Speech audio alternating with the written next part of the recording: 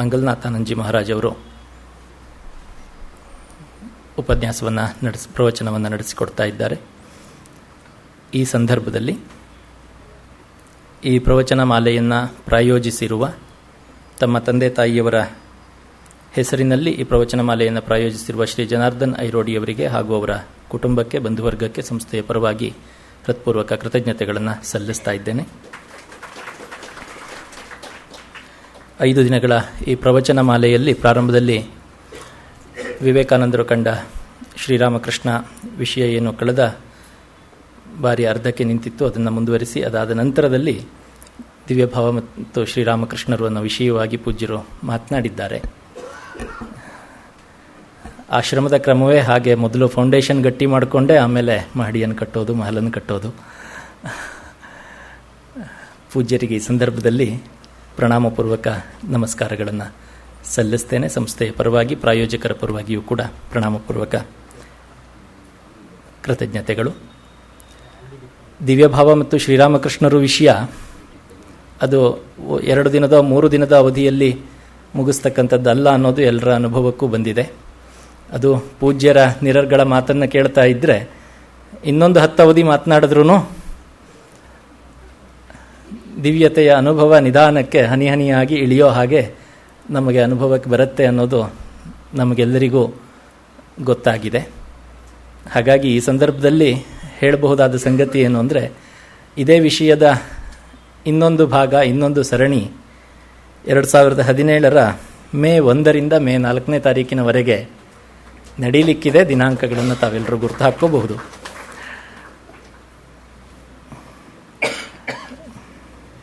ಉಪನ್ಯಾಸ ಮಾಲೆಯ ಮುಂದಿನ ಒಂದು ದಿನಾಂಕವನ್ನೂ ನೀಡಿ ಅನುಗ್ರಹಿಸಿರುವ ಪೂಜ್ಯರಿಗೆ ತಮ್ಮೆಲ್ಲರ ಪರವಾಗಿ ಕೃತಜ್ಞತೆಗಳನ್ನು ಸಲ್ಲಿಸ್ತೀನಿ. ಪ್ರಾಯೋಜಕರು ಕೂಡ ಧನ್ಯವಾದಗಳು.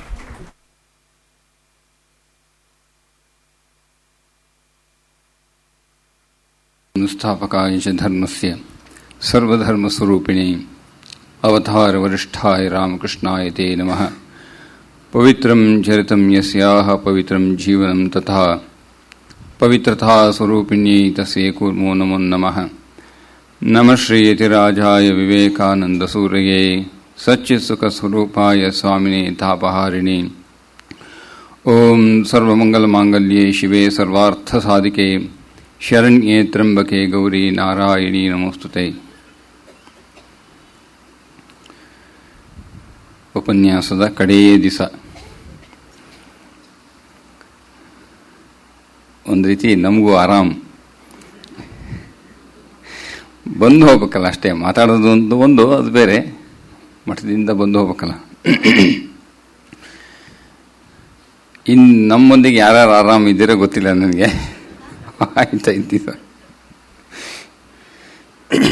ಇಲ್ಲಿ ನೆನ್ನೆ ಅಧ್ಯಯನದ ಬಗ್ಗೆ ಹೇಳ್ತಾ ಇದ್ದೆ. ಅಂದರೆ ಈ ವಿಚಾರಗಳನ್ನೆಲ್ಲ ಹೇಳಿದ್ನಲ್ಲ, ಅದಕ್ಕೂ ಸ್ವಲ್ಪ ಬರ್ತೇನೆ. ನೆನ್ನೆ ಏನು ಹೇಳಿದ್ನೋ ಅದಕ್ಕೆ ಜಾಸ್ತಿ ಹೋಗಲ್ಲ, ಅದು ಸ್ವಲ್ಪ ಸಾಕು.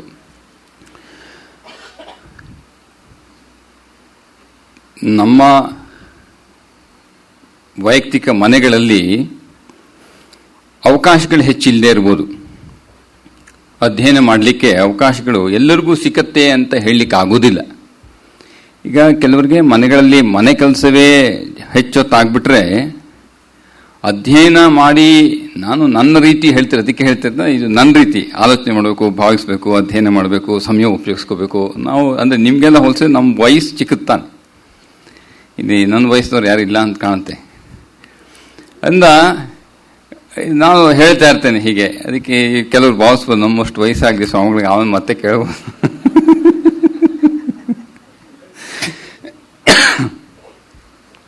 ಭಾವಿಸಿದ್ರೆ ಆಶ್ಚರ್ಯ ಏನಿಲ್ಲ, ಇದು ಜಗತ್ತಿನಲ್ಲಿ ಎಲ್ಲರೂ ಎಲ್ಲ ರೀತಿ ಭಾವಿಸ್ಬೋದು. ಅದಕ್ಕೆ ಹಾಗೆ ಹೇಳ್ತಾ ಇರ್ತೇನೆ.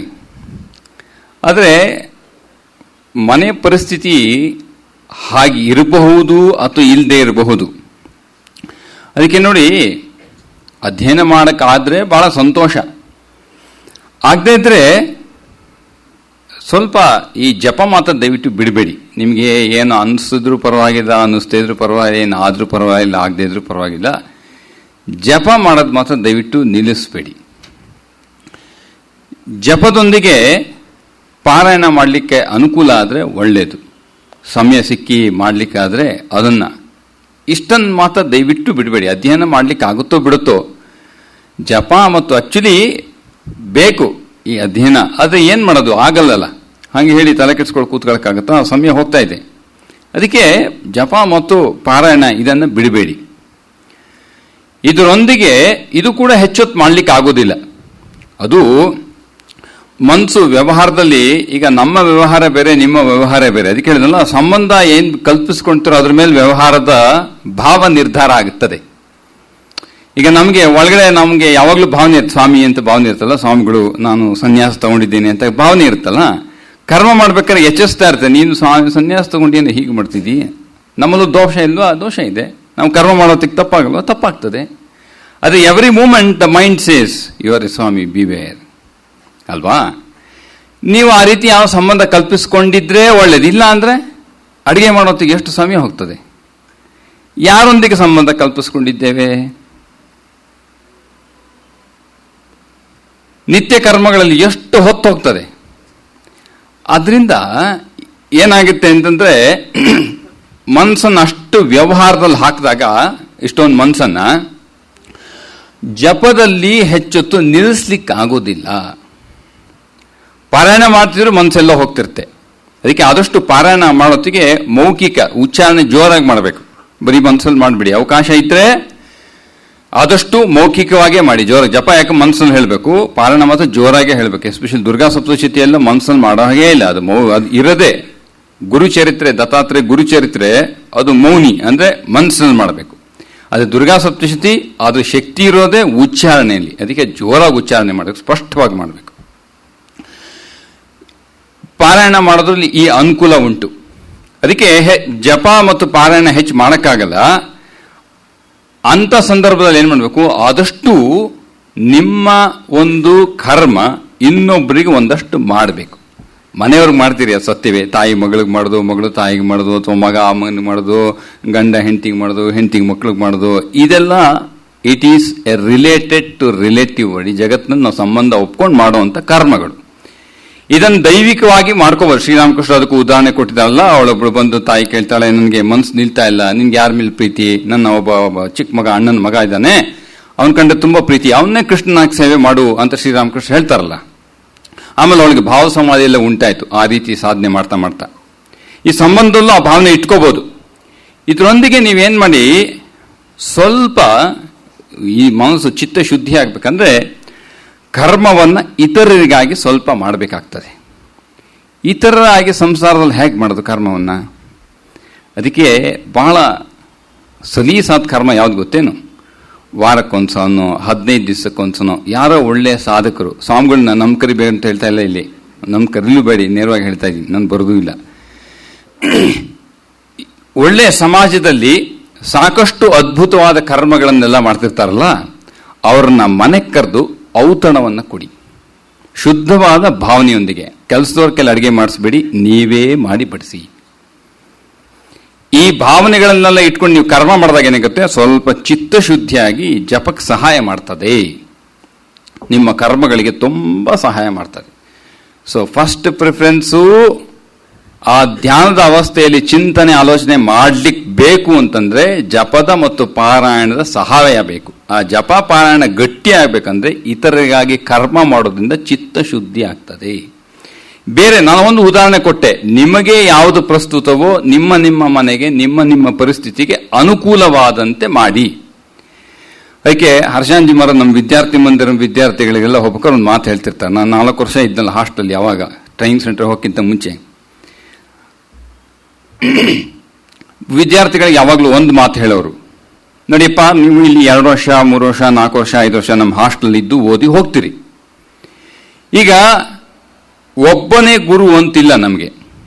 ತುಂಬಾ ಜನ ಅಂದ್ರೆ ಏನೋ ಶಾಲೆನಲ್ಲಿ ಒಂದಷ್ಟು ಜನ ಪಾಠ ಮಾಡೋರು ಗುರು ಲೆಕ್ಕ, ಅವ್ರು ಗುರು ಅಲ್ಲ, ಇದು ಏನು ಪಾಠ ಮಾಡುವ ಶಿಕ್ಷಕರಷ್ಟೇ, ಗುರು ಅಲ್ಲ. ಗುರು ಅಂದ್ರೆ ಜೀವನವನ್ನು ನಿರ್ಮಾಣ ಮಾಡೋದು ಮಾತ್ರ ಗುರು. ಏನಿಯೋ ಈಗ ಅಲ್ಪ ಗುರು ಅಂತ ಇಟ್ಕೊಳ್ಳೋಣ. ಈಗ ನಮ್ಮ ಸಂದರ್ಭಕ್ಕೆ ನಮ್ಮ ಹಾಸ್ಟೆಲ್ ನೀವು ಸಾಕಷ್ಟು ನೀವು ಹಣ ಕೊಟ್ಟ ತಕ್ಷಣ ಎಲ್ಲ ಸಿಗೋದಿಲ್ಲ ಜಗತ್ತಿನಲ್ಲಿ. ಊಟ ಬಟ್ಟೆ ಸಿಗುತ್ತೋ ಅಂತ ತಕ್ಷಣ ವಾತಾವರಣ ನಿರ್ಮಾಣ ಮಾಡೋಕ್ಕೆ ಎಷ್ಟು ಕಷ್ಟ. ಸ್ವಾಮಿಗಳೊಬ್ರು ವಾರ್ಡನ್ ಆಗೋದು ಅಂದ್ರೆ ಎಷ್ಟು ಕಷ್ಟ ಈ ಯುವಕರನ್ನ ಇಟ್ಕೊಂಡು ಈ ಇಂಟರ್ನೆಟ್ ಯುಗದಲ್ಲಿ. ಸ್ವಾಮಿಗಳವ್ರ ಮಧ್ಯೆ ಇರಬೇಕಲ್ಲ, ಎಷ್ಟು ಕಷ್ಟ. ಅದರಿಂದ ಈ ಒಂದು ವಾತಾವರಣವನ್ನು ಒಬ್ಬರು ಸ್ವಾಮಿಗಳು ತ್ಯಾಗ ಮಾಡಿಕೊಟ್ಟಿದ್ದಾರಲ್ಲ, ಜಾಗ ನಿಮಗೆ, ಆ ಜಾಗವನ್ನು ಉಪಯೋಗಿಸ್ಕೊಂಡ್ಮೇಲೆ how to serve your guru. You serve the organisation through which you are serving the guru. ಯಾಕಂದ್ರೆ ಹುಡ್ಕೊಂಡು ಹೋಗಕ್ಕಾಗಲ್ಲ ಗುರು ಈಗಿನ ಕಾಲದಲ್ಲಿ. ಈಗ ಮಂತ್ರ ದೀಕ್ಷೆ ಎಷ್ಟು ಜನ ತಗೊಂಡಿದ್ರು, ನಿಮ್ಮ ಗುರು ಸೇವೆ ಯಾರು ಮಾಡ್ಲಿಕ್ಕೆ ಅವಕಾಶ, ಎಸ್ಪೆಷಲಿ ಭಕ್ತಕ್ಕೆ ಸಾಧ್ಯವೇ ಇಲ್ಲ. ನಾವು ಸ್ವಾಮಿಗಳಾದ್ರೂ ಕೂಡ ನಾವು ಗುರುಗಳ ಹತ್ರ ಹೋಗ್ಬೇಕಾದ್ರು ಎಷ್ಟೋ ಇಲ್ಲಿ ಬಂದಾಗ ಸಲೀಸು, ಬೆಂಗಳೂರಿಗೆ ಬಂದಾಗ ಬೇಲೂರು ಮಠಕ್ಕೆ ಹೋದ ಗುರುಗಳು ಎಲ್ಲಿ ಸಿಗ್ತಾರೆ? ಪ್ರೆಸಿಡೆಂಟ್ ಕ್ವಾರ್ಟರ್ ಟೈಮ್ ಫಿಕ್ಸ್ಡ್, ಯಾವ ಬ್ರಹ್ಮಚಾರಿಗೂ ಪ್ರವೇಶ ಇಲ್ಲ ಎಕ್ಸೆಪ್ಟ್ ಸೇವಕ. ಗುರು ಸೇವೆ ಎಲ್ಲಿಂದ ಆಗ್ತದೆ? ಮಂತ್ರ ದೀಕ್ಷೆ ಪಡೆದು ಗುರುಗೆ ಸೇವೆ ಮಾಡಬೇಕು ಅಂತ ಅನ್ಸುತ್ತೆ, ಸಿಕ್ಕುದಿಲ್ವಲ್ಲ. ಅವಾಗ ನಾವೇನು ಮಾಡಬೇಕು? ಅದಕ್ಕೆ ಹರ್ಷಾಂಜಿ ಮಾತ್ರ ಹೇಳ್ತಾರೆ, ನೀವು ಸಂಘವನ್ನ ಸೇವೆ ಮಾಡೋದ್ರಿಂದ ಗುರು ಸೇವೆ ಮಾಡಿದ ಹಾಗೆ. ಅದರಿಂದ ನಿಮಗೆ ಸಾಕಾರ ರೂಪದಲ್ಲಿ, ಅಂದ್ರೆ ಏನೋ ಬಂದು ಮಠದಲ್ಲಿ, ನಮ್ಮ ಮಠಗಳ ಸ್ತ್ರೀಯರಿಗೆ ಅವಕಾಶ ಇಲ್ಲ. ಎಷ್ಟೋ ಜನ ನಮಗೆ ಹೇಳ್ತಾರೆ, ಇದೇನು ಮಠ, ಗೇಟಿಂದ ಸೀದಾ ಹೋಗ್ಬಿಡ್ಬೇಕು ಅಂತ. ಇದು ಹೀಗೆ ರೀ, ಇಲ್ಲಾಂದ್ರೆ ಶುದ್ಧತೆ ಕಾಪಾಡ್ಲಿಕ್ಕೆ ಆಗೋದಿಲ್ಲ. ಒಪ್ಕೋಬೇಕಾಗ್ತದೆ ಕೆಲವನ್ನೆಲ್ಲ. ಸುಮ್ಮನೆ ವಾದ ಮಾಡಿ ಜೀವನ ನಷ್ಟ ಮಾಡ್ಕೊಳೋದು ಬೇಡ. ಅವಾಗ ಏನ್ ಮಾಡಬೇಕು? ನೀವು ಮಠದ ಒಳಗಡೆ ಬಂದು ಭಾವನೆಯನ್ನ ಶುದ್ಧವಾಗಿಟ್ಕೊಂಡು ಪ್ರತಿನಿತ್ಯ ನಿಷ್ಠೆಯಿಂದ ಜಪ ಮಾಡುವುದು ಕೂಡ ಆ ಜಾಗಕ್ಕೆ ಅದು ಒಂದು ಸೇವೆ. ಯಾಕಂದ್ರೆ you are contributing for that spiritual welfare of that place ಅಲ್ವಾ? ಈಗ ಅದಕ್ಕೆ ಸ್ತ್ರೀಯರಿಗೆ ಎಲ್ಲದಕ್ಕೂ ಪ್ರಶ್ನೆ ಮಾಡ್ತೀರಿ ನೀವು. ಅದಕ್ಕೆ ನಾನು ಎಲ್ಲದಕ್ಕೂ ಆಲೋಚನೆ ಮಾಡ್ಕೊಂಡಿರ್ತೀನಿ ನಾನು. ಯಾಕಂದ್ರೆ ನಮ್ದು ಹೋಗ್ತಿರ್ತಿ ಎಲ್ಲ, ಅದು ಉತ್ತರ ದಿಕ್ಕಿಗೆ ದುರ್ವದ್ದು ದಿಕ್ಕು ಕೊಟ್ಬಿಟ್ಟು ಅಂತ ಪರಮಾತ್ಮ ಅಲ್ಲಿ ಹೋಗ್ತಿರ್ತಿ. ನಮ್ಗೆ ಆಲೋಚನೆಗಳು ಬರೋದಿಲ್ಲ, ಎಷ್ಟೋದು ಸಣ್ಣ ಸಣ್ಣ ಆಲೋಚನೆ ಬರೋದಿಲ್ಲ. ಅದೇ ವ್ಯವಹಾರ ಮಾಡ್ಬೇಕಾದ್ರೆ ಅರ್ಥ ಆಗ್ತೈತಿ, ಎಷ್ಟೋ ಜನ ಅರ್ಥ ಮಾಡ್ಕೊಂಡಿರೋದಿಲ್ಲ, ಸಣ್ಣ ಸಣ್ಣ ವಿಚಾರವಾಗಿ ಕ್ಲಾರಿಟಿ ಇರೋದಿಲ್ಲ. ನಾನು ಭಾವಮುಖ ಎಲ್ಲ ತುಂಬ ತಗೋಬೇಕಾಗುತ್ತೆ. ಅದಕ್ಕೆ ಇದೆಲ್ಲ ಆಲೋಚನೆ ಬರ್ತಿರ್ತದೆ. ಅದಕ್ಕೆ ಈ ಸಂದರ್ಭ ಬಂದಾಗ ಅದನ್ನೇ ಒಂದು ಇಂಟ್ರಡಕ್ಷನ್ ಇಟ್ಕೊಂಡಿರ್ತೀನಿ ನಾನು. ಏನ್ ಬರುತ್ತೆ ಆಲೋಚನೆಗೆ ಅದೊಂದು ಇಂಟ್ರಡಕ್ಷನ್. ಅದಕ್ಕೆ ಈ ಸ್ತರಗಳು ನಿಮ್ಗೆ ಯಾವ ಸ್ತರದಲ್ಲಿ ಸಾಧ್ಯವೋ ಆ ಸ್ತರದಲ್ಲಿ ಇನ್ನೊಬ್ಬರಿಗಾಗಿ ಮಾಡೋದು ಒಂದು ಅವಕಾಶ ಇಟ್ಕೊಳ್ಳಿ ಮನಸ್ಸಲ್ಲಿ, ಯಾವ ರೀತಿ ಆದ್ರೂ ಸರಿ. ಅದಕ್ಕೆ ದಟ್ ಆಲ್ಸೋ ವಿಲ್ ಗಿವ್ ಚಿತ್ತಶುದ್ಧಿ. ಇಂಥದ್ದೆಲ್ಲ ಅರ್ಥ ಮಾಡ್ಕೊಳ್ಳಿಕ್ಕೆ ಬಹಳ ಸಲೀಸಾಗತ್ತೆ. ಈಗ ಎರಡನೇ ಅಂಶ ನಮ್ಮ ಪ್ರಸ್ತುತ ಇವತ್ತಿನ ಉಪನ್ಯಾಸಕ್ಕೆ ಏನಪ್ಪಾ ಅಂದ್ರೆ, ನಾನು ಅಷ್ಟೊಂದೇನು ಕಷ್ಟಪಟ್ಟೇನು ಹೇಳಿ, ಅಂದ್ರೆ ತುಂಬಾ ಕಷ್ಟ ಏನು ಇರಲಿಲ್ಲ ನಿನ್ನೆ. ಅದೇ ನನಗೆ ಒಂದು ಭಯ ಹುಟ್ಟಿತು. ಏನು ಅಂತಂದ್ರೆ, ಬೆಳಗ್ಗೆ ಒಬ್ರು ಭಕ್ತರು ಬಂದು ಹೇಳಿದ್ರು, ಸ್ವಾಮೀಜಿ ನೀವು ಉಪನ್ಯಾಸ ಮಾಡಿದಂತೆ ಕಬ್ಬಿಣ ಕಡಲೆ ಇದ್ದಂಗಿತ್ತಂತೆ ಅಂದ್ರು. ನನಗೆ ಎಲ್ಲ 3/4 ಗಂಟೆ ಮಾತಾಡಿದ್ದೀನಿ ಕಬ್ಬಿಣ ಕಡಲೆ ಅಂದ್ಬಿಟ್ರೆ. ನಾನು ಹೇಳಿದ್ದಂಗೆ ಅಂದ್ರೆ ನಾನು ಎಲ್ಲರೂ ಅರ್ಥ ಆಗೋವಾಗ ಹೇಳಲಿಲ್ಲ. ಐ ಆಮ್ ಇದು not A good teacher, not A good guide ಅಂತ ಅನ್ನಿಸ್ತು ನನಗೆ. ಸರಿ, ಹಾಗಾದ್ರೆ ಇವತ್ತು ತಿಳಿಯಾಗಿ ಇನ್ನೊಂದು ರೀತಿ ಹೇಳೋಣ ಅಂತ ಆಲೋಚನೆ ಮಾಡ್ಕೊಂಡೆ. ಹೇಗೆ ಹೇಳೋದು? ಇವ್ರಿಗೆ ಗೊತ್ತಿರೋ ಪದಗಳೇ, ಇವ್ರಿಗೆ ಗೊತ್ತಿರೋ ವಿಚಾರವನ್ನೇ ಹಿಡ್ಕೊಂಡು ಅದನ್ನೇ ವಿಚಾರ ಇನ್ನೊಂದು ರೀತಿ ಹೇಳೋದಂದ್ರೆ ಹೇಗೆ? ನೀವು ನಮಗೂ ಒಳ್ಳೊಳ್ಳೆ ಪರೀಕ್ಷೆ ಕೊಡ್ತೀರಾ. ಎಕ್ಸಾಮ್ ಬರೋದು ಆಗೋಯ್ತು. 25 ವರ್ಷದಿಂದನೇ ನನ್ನ ಎಕ್ಸಾಮ್ ಮುಗಿದೋಯ್ತು. 1996 my examinations over in this world. But ಇಲ್ಲೆಲ್ಲ ನೀವು ನಂಗೆ ಪರೀಕ್ಷೆ ಮಾಡ್ತಾ ಇದ್ದೀರಿ. ಆಕ್ಚುಲಿ ಪಾಣಿನಿ ಮತ್ತೆ ಅಷ್ಟಾಧ್ಯಾಯಿ ಓದ್ಬೇಕಾರೆ, ಆಮೇಲೆ ಅದ್ವೈತ ಸಿದ್ಧಿ, ಮುನ್ಸೂನ್ ಸರಸ್ವತಿ, ಇದನ್ನೆಲ್ಲ ಹೋಗ್ಬೇಕಾದ್ರೆ ತಲೆ ಚಿಟ್ಟು ಹಿಡಿದೋಗ್ಬಿಡ್ತು. ಬೇಡವೇ ಬೇಡವಪ್ಪ ರಾಮಕೃಷ್ಣ ಸಾಕು ಅನ್ಸುತ್ತೆ. ಅದು ಯಾರು ಓದಿಲ್ವ ನೀವು? ಇದನ್ನೇ ಕಬ್ಬಿಣ ಕಡ್ಲೆ ಅಂತ ಹೆಂಗೆ ನೀವು? ಯಾರು ಹೇಳ್ತಾರೋ ಅವ್ರಿಗೆಲ್ಲರಿಗೂ ಅಲ್ಲ. ಅದಕ್ಕೆ ಅನಿಸ್ತು ಹೋಗ್ಲಿ ಬಿಡಿ, ಅತ್ಲಾಗಿ ಇನ್ನೂ ಹೇಳಲಿಕ್ಕೆ ಒಂದು ಅವಕಾಶ ಆಯ್ತಲ್ಲ. ಸೊ ಐಡಿಯಲಿಸ್ಟ್ ಅಂಡ್ ರಿಯಲಿಸ್ಟ್ ಇಂದ ಸ್ಟಾರ್ಟ್ ಮಾಡ್ತೀನಿ. ಈಗ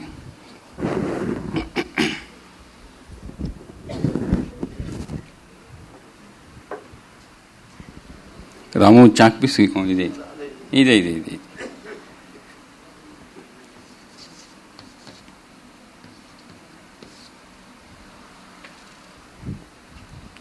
ನಾನು ನಿನ್ನೆ 2 ಪದ ಉಪಯೋಗಿಸ್ತೀನಿ. ಐಡಿಯಲಿಸ್ಟ್ ರಿಯಲಿಸ್ಟಿಗೆ ಹೋಗಿ ಆಮೇಲೆ ಭಾವಮುಖಕ್ಕೆ ಬರ್ತೇನೆ. ತುಂಬ ಸೃಷ್ಟಿಗೆಲ್ಲ ಹೋಗಲ್ಲ. ಪಂಚ ಕರ್ಮೇಂದ್ರಿಯ, ಪಂಚ ಜ್ಞಾನೇಂದ್ರಿಯ, ಅದಕ್ಕೆ ಇನ್ನೂ ಸ್ವಲ್ಪ ದೊಡ್ಡ ಬೋರ್ಡ್ ಬೇಕು. ಇಷ್ಟು ಸಾಕಾಗೋದಿಲ್ಲ, ಉದ್ದಕ್ಕೆ ಬರಿಬೇಕದು. ಯಾಕಂದ್ರೆ ಪ್ರತಿಯೊಂದನ್ನು ಬರಿಬೇಕಾಗ್ತದೆ, ಸಾಕಾಗೋದಿಲ್ಲ. ಅದಕ್ಕೆ ಅಷ್ಟೆಲ್ಲ ಬೇಡ. ಕೊನೆಗೆ ಆಮೇಲೆ ಬೇರೆ ಜಾಗಕ್ಕೆ ಹೋಗ್ತೀನಿ. ಆಮೇಲೆ ನಮ್ಮ ಏನು ಸ್ತರಕ್ಕಿದೆಯೋ ಅಲ್ಲಿಗೆ ಹೋಗ್ತೀನಿ ಕೊನೆಗೆ. ನಿನ್ನೆ 2 ಪದ ಉಪಯೋಗಿಸ್ತೀನಿ. ಏನು? ಐಡಿಯಲಿಸ್ಟ್. ಇದು ಶಬ್ದ ಕೇಳಿರ್ತಿದ್ರೆ ಅದು ಹೆಚ್ಚಿನ ಜನಕ್ಕೆ ಇದು ಅರ್ಥ ಆಗಿರೋದಿಲ್ಲ. ರಿಯಲಿಸ್ಟ್ ಅಂತ 2 ಪದ ಉಪಯೋಗಿಸ್ತೆ.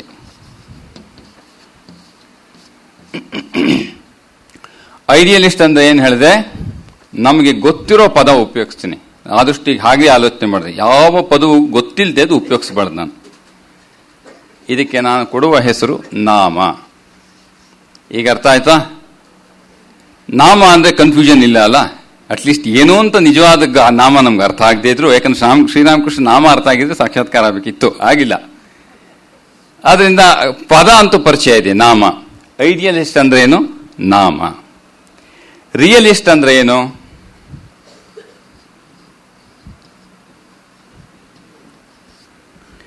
ಜಗತ್ತು. ಇದು ಸಲೀಸಾಯ್ತು. ಈಗ ನಾನು ಅಷ್ಟು ಉದ್ದ ಕಷ್ಟಪಟ್ಟು ಹೇಳಿದ್ದೆಲ್ಲ ಪರವಾಗಿಲ್ಲ, ಅದಕ್ಕೆ ನನಗೆ ಪರೀಕ್ಷೆ ಮಾಡ್ತೀರಿ ನೀವು. ಈಗ 2 ಭಾವ ಇದೆ ಇದರಲ್ಲಿ. ನಾನು ನಿನ್ನೆ ಉದಾಹರಣೆ ಕೊಟ್ಟಿದ್ದು ಟೇಬಲ್, ಹೌದು ತಾನೆ?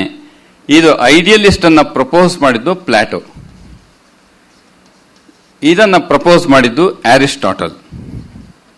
ಇವರು ಗುರು ಶಿಷ್ಯರಾದ್ರೂ ಕೂಡ ಇವನೇ ಬೇರೆ ಹೇಳ್ದ, ಇವನೇ ಬೇರೆ ಹೇಳ್ದ. ಇವನೇನು ಹೇಳ್ತಾ ಇದ್ದಾನೆ? ಟೇಬಲ್ ಅನ್ನೋದು ಒಂದು ನಾಮ, ಇದಕ್ಕೆ ಸಾಕ್ಷಾತ್ತಾಗಿ ಒಂದು ಟೇಬಲ್ ಇರಬೇಕಾದಿಲ್ಲ. ಈ ಸಾಕ್ಷಾತ್ತಾಗಿ ಎದುರುಗಡೆ ಸ್ಥೂಲವಾಗಿ ಈ ಟೇಬಲ್ ಅನ್ನೋ ವಸ್ತು ಇಲ್ಲದೆ ಇದ್ರೂ ಪರವಾಗಿಲ್ಲ. ಟೇಬಲ್ ಎಂಬ ನಾಮ ಇದು ಶಾಶ್ವತ, ಎಟರ್ನಲ್. ನಮಗೆ ಬಜ್ನಾಂಜಿ ಕ್ಲಾಸ್ ತಗೋಬೇಕಾದ್ರೆ ಟ್ರೈನಿಂಗ್ ಸೆಂಟ್ರಲ್ಲಿ ಹೇಳೋರು, ಅವರು ತುಂಬ ಸ್ವಲ್ಪ ನಿಧಾನ, ಆದರೆ ಕ್ಲಾಸು ಕೂಡ ಕಡಿಮೆ ಸಮಯ ಇರುತ್ತೆ, ಹೆಚ್ಚು ಸಮಯ ಇರೋದಿಲ್ಲ. ಅವರು ತುಂಬ ಕೆಲಸ ಬ್ಯುಸಿ, ಏನೋ 40 ನಿಮಿಷ ಕ್ಲಾಸ್ ತಗೊಂಡು ಸರ್ ಅವ್ರು ಏನು ಹೇಳ್ತಾರೋ ಪ್ರತಿಯೊಂದು ಬರೀತಿದ್ರು. ಸ್ವಾಮೀಜಿ ಬರೆಯೋಕ್ಕೆ ಸಮಯ ಹೋಗ್ತದೆ, ನೀವು ಹೇಳ್ಕೊಡೋಕೆ ಸಮಯ. No no no no, this Indian education is not proper education. ನಿಧಾನ ಮಾತಾಡೋದು, it's not proper education. Whatever we speak we have to write, otherwise people don't hear properly.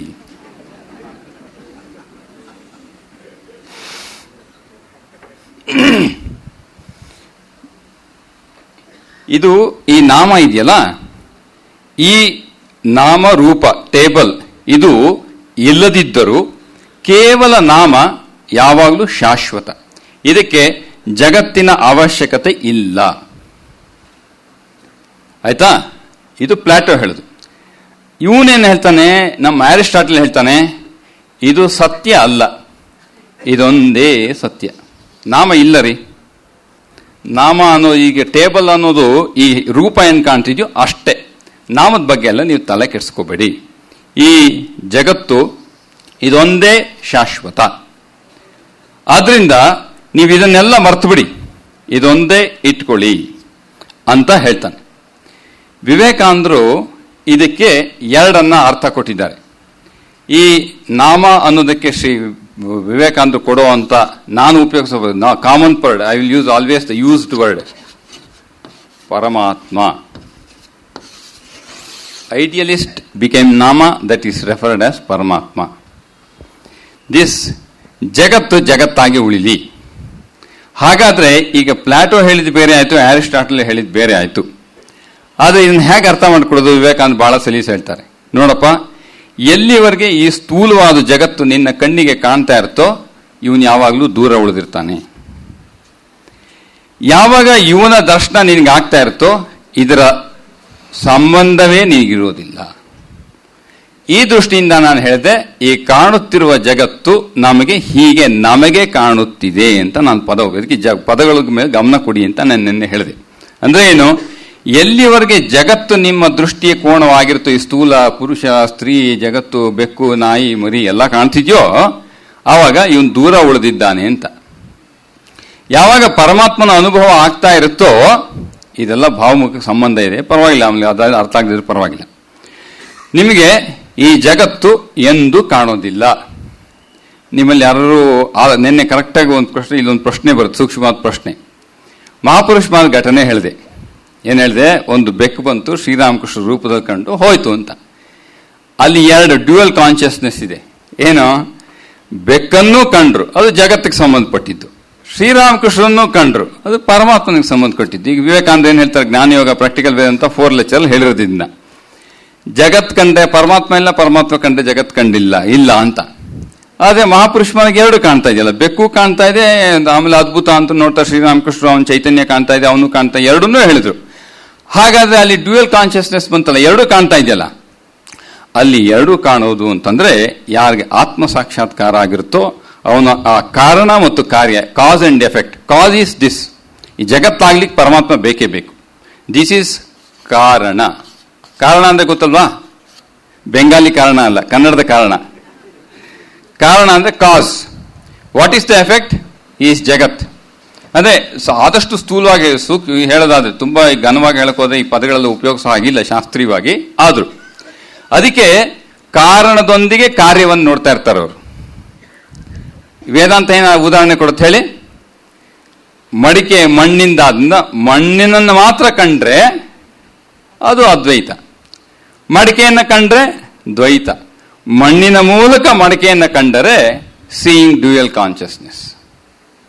ಅದಕ್ಕೆ ಮಹಾಪುರುಷ ಮಹಾರಾಜ್ ಯಾವಾಗಲೂ ಈ ಅವಸ್ಥೆಯಲ್ಲಿ ಇರ್ತಾರೆ. ಪರಮಾತ್ಮ ಆ ಚೈತನ್ಯ ಇದಕ್ಕೆ ಕಾರಣನಾದವನು ಕಾಣ್ತಾ ಇರ್ತಾನೆ, ವ್ಯಕ್ತವಾದ ಪ್ರಪಂಚವು ಜೊತೆ ಜೊತೆ ಕಾಣ್ತಾ ಇರುತ್ತೆ. ಡ್ಯೂಯಲ್ ಕಾನ್ಷಿಯಸ್ನೆಸ್ ಇಷ್ಟೇ. ಐಡಿಯಲಿಸ್ಟ್ ಅಂಡ್ ರಿಯಲಿಸ್ಟ್ ಅಂದ್ರೆ ಇಷ್ಟೇನೆ. ಯಾವುದು ನಮ್ಮ ಮಟ್ಟದಲ್ಲಿ ಆಲೋಚನೆ ಮಾಡ್ತಿರ್ತೀವಿ, ಅದು ಪ್ರಾಬ್ಲಮ್ ಆಗ್ಬಿಡುತ್ತೆ.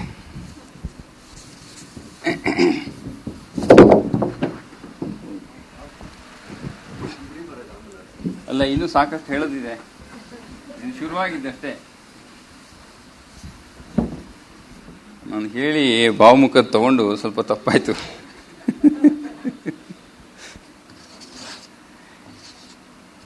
ಯಾಕಂದ್ರೆ ನನ್ನ ಆಲೋಚನೆ ಯಾವತ್ತು ನಾನು ಉಪನ್ಯಾಸ ಮಾಡ್ಬೇಕಾದ್ರೆ ನಾನೇನೋ ಹೇಳ್ತಾ ಇದ್ದೀನಿ, 4 ಜನಕ್ಕೆ ಹೇಳ್ತಾ ಇದ್ದೀನಿ, ನನ್ನ ಕಲ್ಪನೆನೇ ಇಲ್ಲ. ನಾನು ಶುರುವಿಂದ ಈ ಕಲ್ಪನೆಗಳೆಲ್ಲ ಇಲ್ಲ. ಅಂದ ಫಸ್ಟ್ ಉಪನ್ಯಾಸ ಮಾಡಿದಾಗ ಯಾರು ಕೇಳಿ ನಿಮ್ಗೆ ಭಯ ಆಗಲ್ವಾ ಅಂತ. ಭಯ ಪಡೋದೇನು, ಗೊತ್ತಿದ್ದು ಹೇಳ್ತೀನಿ, ಗೊತ್ತಿದ್ರೆ ಇಲ್ಲ ಅಂತ ಆಯ್ತು. ಅಲ್ಲಿ ಏನು ಭಯ ಪಡೋದಿ ಅಂತ. ಜೀವನದಲ್ಲಿ ಭಯ ಪಡ್ತಾರೆ, ಭಯನೇ ಪಡ್ತಾ ಇರ್ಬೇಕಾಗತ್ತೆ.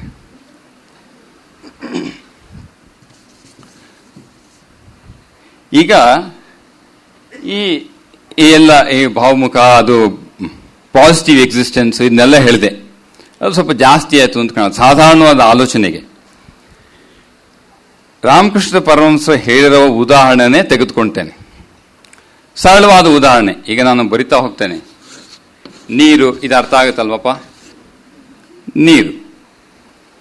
ಈಗ ಈ ಕಡೆ ಬರಿತೇನೆ ಮಂಜುಗಡ್ಡೆ.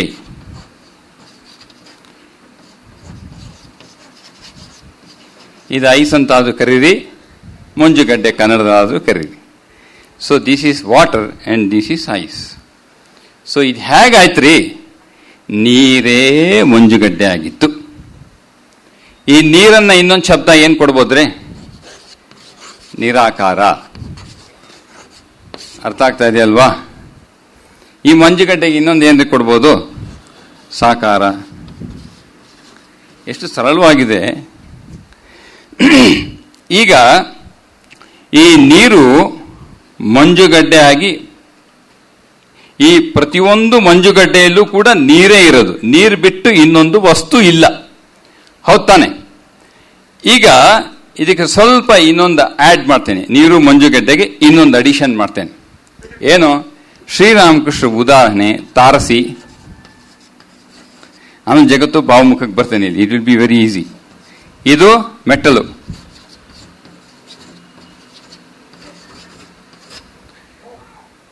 ಶ್ರೀರಾಮಕೃಷ್ಣ ಏನು ಉದಾಹರಣೆ ಕೊಡ್ತಾರೆ? ಮೆಟ್ಲು ಹತ್ಕೊಂಡು ನಾವು ಮಾಡಿ ಮೇಲೆ ಹೋಗ್ಬೇಕಾದ್ರೆ ನಾವು ಮೆಟ್ಟಲು ತಾರಸಿನ ಅಂತ ಪ್ರಶ್ನೆ ಮಾಡ್ತೀವಿ. ಮೆಟ್ಲು ತಾರಸಿ ಅಲ್ಲ. ಆದ್ರೆ ತಾರಸಿಗೆ ಹೋದ್ಮೇಲೆ ಏನು ಅನುಭವ ಬರುತ್ತೆ? ಯಾವ ವಸ್ತುವಿಂದ ತಾರಸಿ ಆಗಿದೆಯೋ ಅದೇ ವಸ್ತುವಿಂದ ಮೆಟ್ಲಾಗಿದೆ. ಎಷ್ಟು ಚೆನ್ನಾಗಿ ಹೇಳ್ತಾರೆ ರಾಮಕೃಷ್ಣರು. ಆದ್ರಿಂದ ಈಗ ಇದನ್ನ ತಾರಸಿ ಅಂತೆ. ಇದು ನೀರಿಗೂ ಸೇರುತ್ತೆ, ಮೆಟ್ಲಿಗೂ ಸೇರುತ್ತೆ. ಇಲ್ಲಿ ಮೆಟ್ಲು ತಾರಸಿ ಈಸ್ ವೆರಿ ಈಸಿ, ಏನೋ ವಸ್ತು. ಆದ್ರೆ ಹೋಗುವ ಹಾದಿ ಹೇಗೆ? ಕ್ಲೈಂಬಿಂಗ್. ಇಲ್ಲಿಂದ ನೀವು ತಾರಸಿಗೆ ಹೋಗಬೇಕಾದ್ರೆ ಜಗತ್ತು, ಇದನ್ನ ಈಗ ಸಾಕಾರಕ್ಕೆ ಇನ್ನೊಂದು ಹೆಸರು ಕೊಡ್ತೇನೆ, ಜಗತ್ತು. ಮೆಟ್ಟಲು ಮತ್ತು ಮಂಜುಗೆಡ್ಡೆಗೆ ಇನ್ನೊಂದು ರೂಪ ಜಗತ್ತು. ಮೇಲೆ ಹೋಗ್ಬೇಕಾದ್ರೆ ಜಗತ್ತನ್ನ ನೆಗೆಟ್ ಮಾಡ್ತೇನೆ, ನೇತಿ. ಪರಮಹಂಸ ಹೀಗೆ ಹೋಗಿದ್ದು. ಇದನ್ನೆಲ್ಲ ಬಿಡ್ತಾ ಹೋದ್ರು ಜಗತ್ತನ್ನ. ಮೇಲೆ ಮೇಲೆ ಮೇಲೆ ಹೋಗಿ ಇದು ಸಾಕಾರಕ್ಕೆ ಬಂದ್ರು, ನಿರಾಕಾರಕ್ಕೆ. ಇದಕ್ಕೆ ಇನ್ನೊಂದು ಹೆಸರು ಏನ್ ಹೇಳ್ಬೋದು? ಪರಬ್ರಹ್ಮ.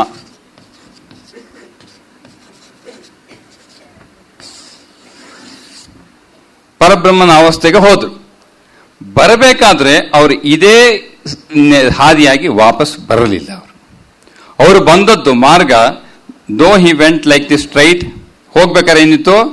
ಮೊದಲು ದ್ವೈತ ಪ್ರಪಂಚದ ಪರಿಚಯ ಬರುತ್ತೆ, ನಾನು ಬೇರೆ ಜಗತ್ತು ಬೇರೆ. ಇದಕ್ಕಿಂತ ಮೇಲಕ್ಕೆ ಹೋದಾಗ ವಿಶಿಷ್ಟ ಅದ್ವೈತದ ಪ್ರಪಂಚ ನೆನಪಿಗೆ ಬರುತ್ತೆ. ನಾನು ಅಂಶ, ಪರಮಾತ್ಮ ಪೂರ್ಣ. ಆಮೇಲೆ ಎಲ್ಲವೂ ಇರ್ತಕ್ಕಂಥದ್ದು ಅದು ಒಂದೇ ಚೈತನ್ಯ, ಅದು ಬಿಟ್ರೆ ಬೇರೆ ಇಲ್ಲ. ಆಯ್ತಾ? ಶ್ರೀರಾಮಕೃಷ್ಣ ಸಾಧನೆ ಅವಸ್ಥೆ ಹೀಗೆ ಮೇಲಕ್ಕೆ ಹೋಯ್ತು. ಬರಬೇಕಾದ್ರೆ ಹೇಗೆ ಬಂದ್ರು?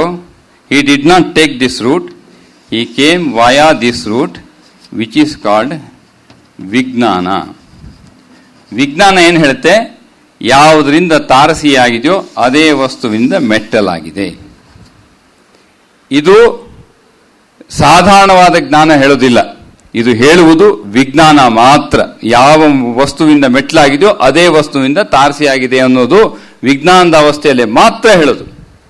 ಅದರಿಂದ ಈಗ ಇದನ್ನು ಬಿಡ್ತಾ ಹೋದ, ಎಲ್ಲವನ್ನು ಬಿಡ್ತಾ ಮೇಲೆ ಹೋದ, ಕೆಳಗಡೆ ಬರ್ತಾ ಪ್ರತಿಯೊಂದನ್ನು ಒಪ್ಪಿಕೊಂಡ. ಈಗ ನೋಡಿ, ಈ ಜಗತ್ತು ಅಂತ ಬರೆದ್ನಲ್ಲ, ಈ ಜಗತ್ತು ವ್ಯಕ್ತವಾಗಿರುವಂತ ಪ್ರಪಂಚಕ್ಕೆ ಬೇರೆ ಬೇರೆ ಸ್ತರಗಳಿದೆ, ಡಿಗ್ರೀಸ್ ಆಫ್ ಮ್ಯಾನಿಫೆಸ್ಟೇಷನ್. ಹೇಗೆ ಹೇಳ್ತೀರಿ ಡಿಗ್ರೀಸ್ ಆಫ್ ಮ್ಯಾನಿಫೆಸ್ಟೇಷನ್? ಬಹಳ ಲೌಕಿಕವಾದ ಒಂದು ಉದಾಹರಣೆ ಕೊಟ್ರೆ, ಸ್ಪರ್ಮ್ ಅಂಡ್ ಓವಾ, ಶುಕ್ರಶೋಣಿ, ಇದು ಎ ಸಿಂಗಲ್ ಸೆಲ್. ಬಟ್ ಇಷ್ಟು ದೊಡ್ಡ ಮನುಷ್ಯ ಎಲ್ಲಿಂದ ಬಂದ? ಇದು ವ್ಯಕ್ತವಾದದ್ದು. ಇದಕ್ಕೆ ಮೂಲ ಇಟ್ಸ್ ಓನ್ಲಿ ಸಿಂಗಲ್ ಸೆಲ್. ಅಲ್ಲಿ ಮೂಳೆ ಇತ್ತ, ಮಾಂಸ ಇದೆಯಾ, ಮಜ್ಜೆ ಇದೆಯಾ, ರಕ್ತ ಇದೆಯಾ, ಮೆದ್ಲಿದೆಯಾ, ಕಿಡ್ನಿ ಇದೆಯಾ, ಲಿವರ್ ಇದೆಯಾ, ಹಾರ್ಟ್ ಇದೆಯಾ? Nothing is there. ಆದ್ರೆ ಅದು ಸೂಕ್ಷ್ಮ ರೂಪ, ಇದು ವ್ಯಕ್ತ ರೂಪ. ಅದಕ್ಕೆ ಈ ಜಗತ್ನಲ್ಲೂ ಕೂಡ there are different degrees of manifestation. ಸುವರ್ಲೋಕ, ಮಹರ್ಲೋಕ, ಜ್ಯೋತಿರ್ಲೋಕ, ಇದು 17 ಲೋಕ ಕೆಳಗೆ, 7 ಲೋಕ ಮೇಲೆ, 14 ಒಟ್ಟು ಲೋಕಗಳು. ವೇದಾಂತ ಕೂಡ ಒಪ್ಪತ್ತಿದನ್ನ. ಇವಾಗ ಇನ್ನೊಂದು ಸ್ಟೆಪ್ ಮುಂದಕ್ಕೆ ಹೋದ್ರೆ ನೋಡಿ, ಈಗ ನೀವೊಂದು ಕರ್ಮ ಮಾಡಬೇಕು ಅಂತಿದ್ದೀರಿ. ಕರ್ಮ ಮಾಡಬೇಕು ಅಂತಿದ್ದಾಗ ಒಂದು ಅಡಿಗೆ ಮಾಡಬೇಕು ಅಂತಿದ್ದೀರಿ, ಯಾರಿಗೋ ಕರೆದು ಅಡಿಗೆಯನ್ನು ಬಡಿಸ್ತೀರಿ, ಅವರು ಊಟ ಮಾಡಿದ್ರು. ಊಟ ಮಾಡಬೇಕಾದ್ರೆ ಸಾಕಷ್ಟು ಕರ್ಮಗಳನ್ನು ಮಾಡಿದ್ದೀರಿ. ಆದರೆ ಆ ಕರ್ಮ ಉದಯವಾದದ್ದೆಲ್ಲಿ? ಇಚ್ಛೆ. ಮೊದಲು ಉದಯವಾಗಿದ್ದು ಇಚ್ಛೆ. ಇಚ್ಛೆ ಬಂದ ಮೇಲೆ ಎಲ್ಲ ಕರ್ಮಗಳು ಆಮೇಲೆ ಬಂದದ್ದು. ಹೌದ್ ತಾನೆ? ಸೊ ಇದೊಂದು ಇಚ್ಛೆ ಅಂತ ಬರಿತೇನೆ. ಈಗ ಇಚ್ಛೆ ಪದ ನಿಮ್ಗೆ ಸ್ಪಷ್ಟವಾಗಿದೆ ಅಂತ ಕಾಣುತ್ತೆ, ಇದರಲ್ಲಿ ಏನು ಕನ್ಫ್ಯೂಷನ್ ಇಲ್ಲ. ಇಲ್ಲಿ ಜಗತ್ತಿದೆ, ಇದು ಸ್ಥೂಲವಾದದ್ದು. ಇಲ್ಲಿ ಈಗ ಪರಬ್ರಹ್ಮನಿದ್ದಾನೆ. ಆಯ್ತಾ? ಈ ಇಚ್ಛೆ ಇದೆಯಲ್ಲ, ಈ ಇಚ್ಛೆ ಪೂರ್ತಿ ಪ್ರಪಂಚ ವ್ಯಕ್ತ ಆಗಬೇಕು ಅಂತಾದಾಗ ಈ ಪರಬ್ರಹ್ಮನಿಗೆ ಇಚ್ಛೆ ಉಂಟಾಗಬೇಕು. ಆ ಇಚ್ಛೆ ಉಂಟಾಗೋದೇ ಭಾವಮುಖ.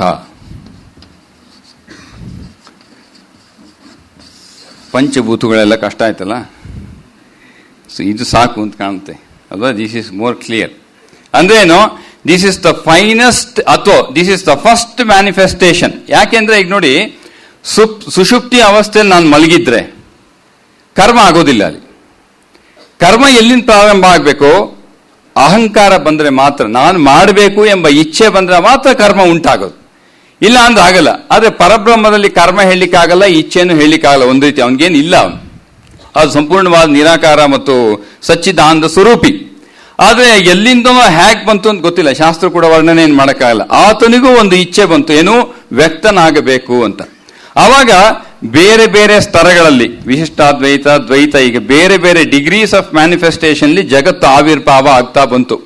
The very first manifestation of Parabrahman ಅದು ಇಚ್ಛಾ ರೂಪದಲ್ಲಿ. ಮೊದಲು ಪರಬ್ರಹ್ಮ ವ್ಯಕ್ತ ಆಗಕ್ಕಿಂತ ಮುಂಚೆ ಆಲೋಚನೆ ಮಾಡ್ತಾನಲ್ಲ, ನಾನು ಆಗಬೇಕು, ಜಗತ್ತಾಗಬೇಕು ಅಂತ. ಆ ಇಚ್ಛೆ ಅವಸ್ಥೆ ಇದೆಯಲ್ಲ, ಇದು ಪರಮಹಂಸನ ಅವಸ್ಥೆ, ಭಾವಮುಖ. ಇಲ್ಲಿ ಇಚ್ಛೆನಲ್ಲಿ ಇನ್ನೊಂದು ಏನ್ ಸೇರ್ಕೊಳ್ಳುತ್ತೆ ಹೇಳಿ?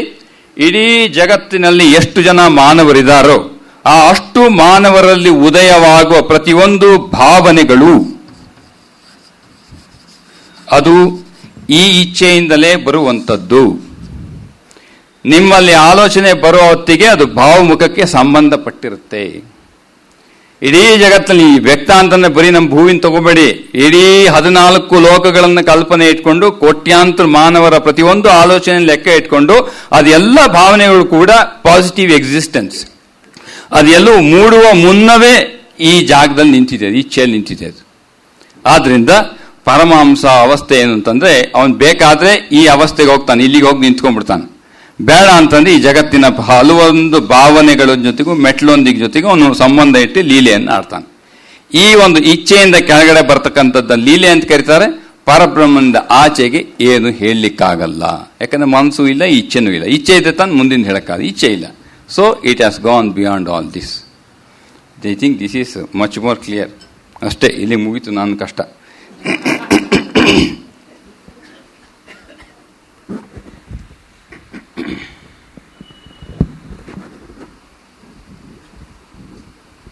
ಯಾಕಂದ್ರೆ ನನಗೆ ಆಮೇಲೆ ಅನ್ನಿಸ್ತು ಪದಗಳನ್ನ, ಅಂದರೆ ಕೆಲವರಿಗೆ ನಾನು ಹೇಳಿದಲ್ಲ, ಅದಕ್ಕೆ ಆಮೇಲೆ ಅನ್ನಿಸ್ತು, ಓ ಕರೆಕ್ಟ್, ಇದೆಲ್ಲ ಅಧ್ಯಯನ ಅಂದರೆ ಅವಕಾಶ ಆಗಬೇಕಲ್ಲ. ಅವಕಾಶ ಆಗದಿದ್ರೆ ಅಧ್ಯಯನ ಮಾಡೋದು ಎಲ್ಲಿಂದ? ಅದರಿಂದ ಈಗ ನಮಗೆ ಕೆಲವು ಹೇಳಿ ಹೇಳಿ ಹೇಳಿ ಕೆಲವೆಲ್ಲ ಪದಗಳ ಅಭ್ಯಾಸ ಆಗಿಬಿಡುತ್ತೆ. ಈ ಪದ ಇದೇ ಅರ್ಥ, ಹೀಗೆ ಅರ್ಥ ಅಂತ. ಹಾಗಾಗಿ ಬಹಳ ಸಹಜವಾಗಿ ಆ ಪದಗಳನ್ನ ಉಪಯೋಗಿಸ್ತಿರ್ತೀವಿ. ಅದು ಆ ಕಡೆ ಕೇಳೋರ್ಗೆ ಎಲ್ಲರಿಗೂ ಆ ಪದ ಪರಿಚಯ ಇಲ್ಲದೆ ಇದ್ರೆ ಅವ್ರಿಗೆ ಅರ್ಥ ಕೇಳದಂತಿರುತ್ತೆ, ಅರ್ಥವಾಗಿರೋದಿಲ್ಲ.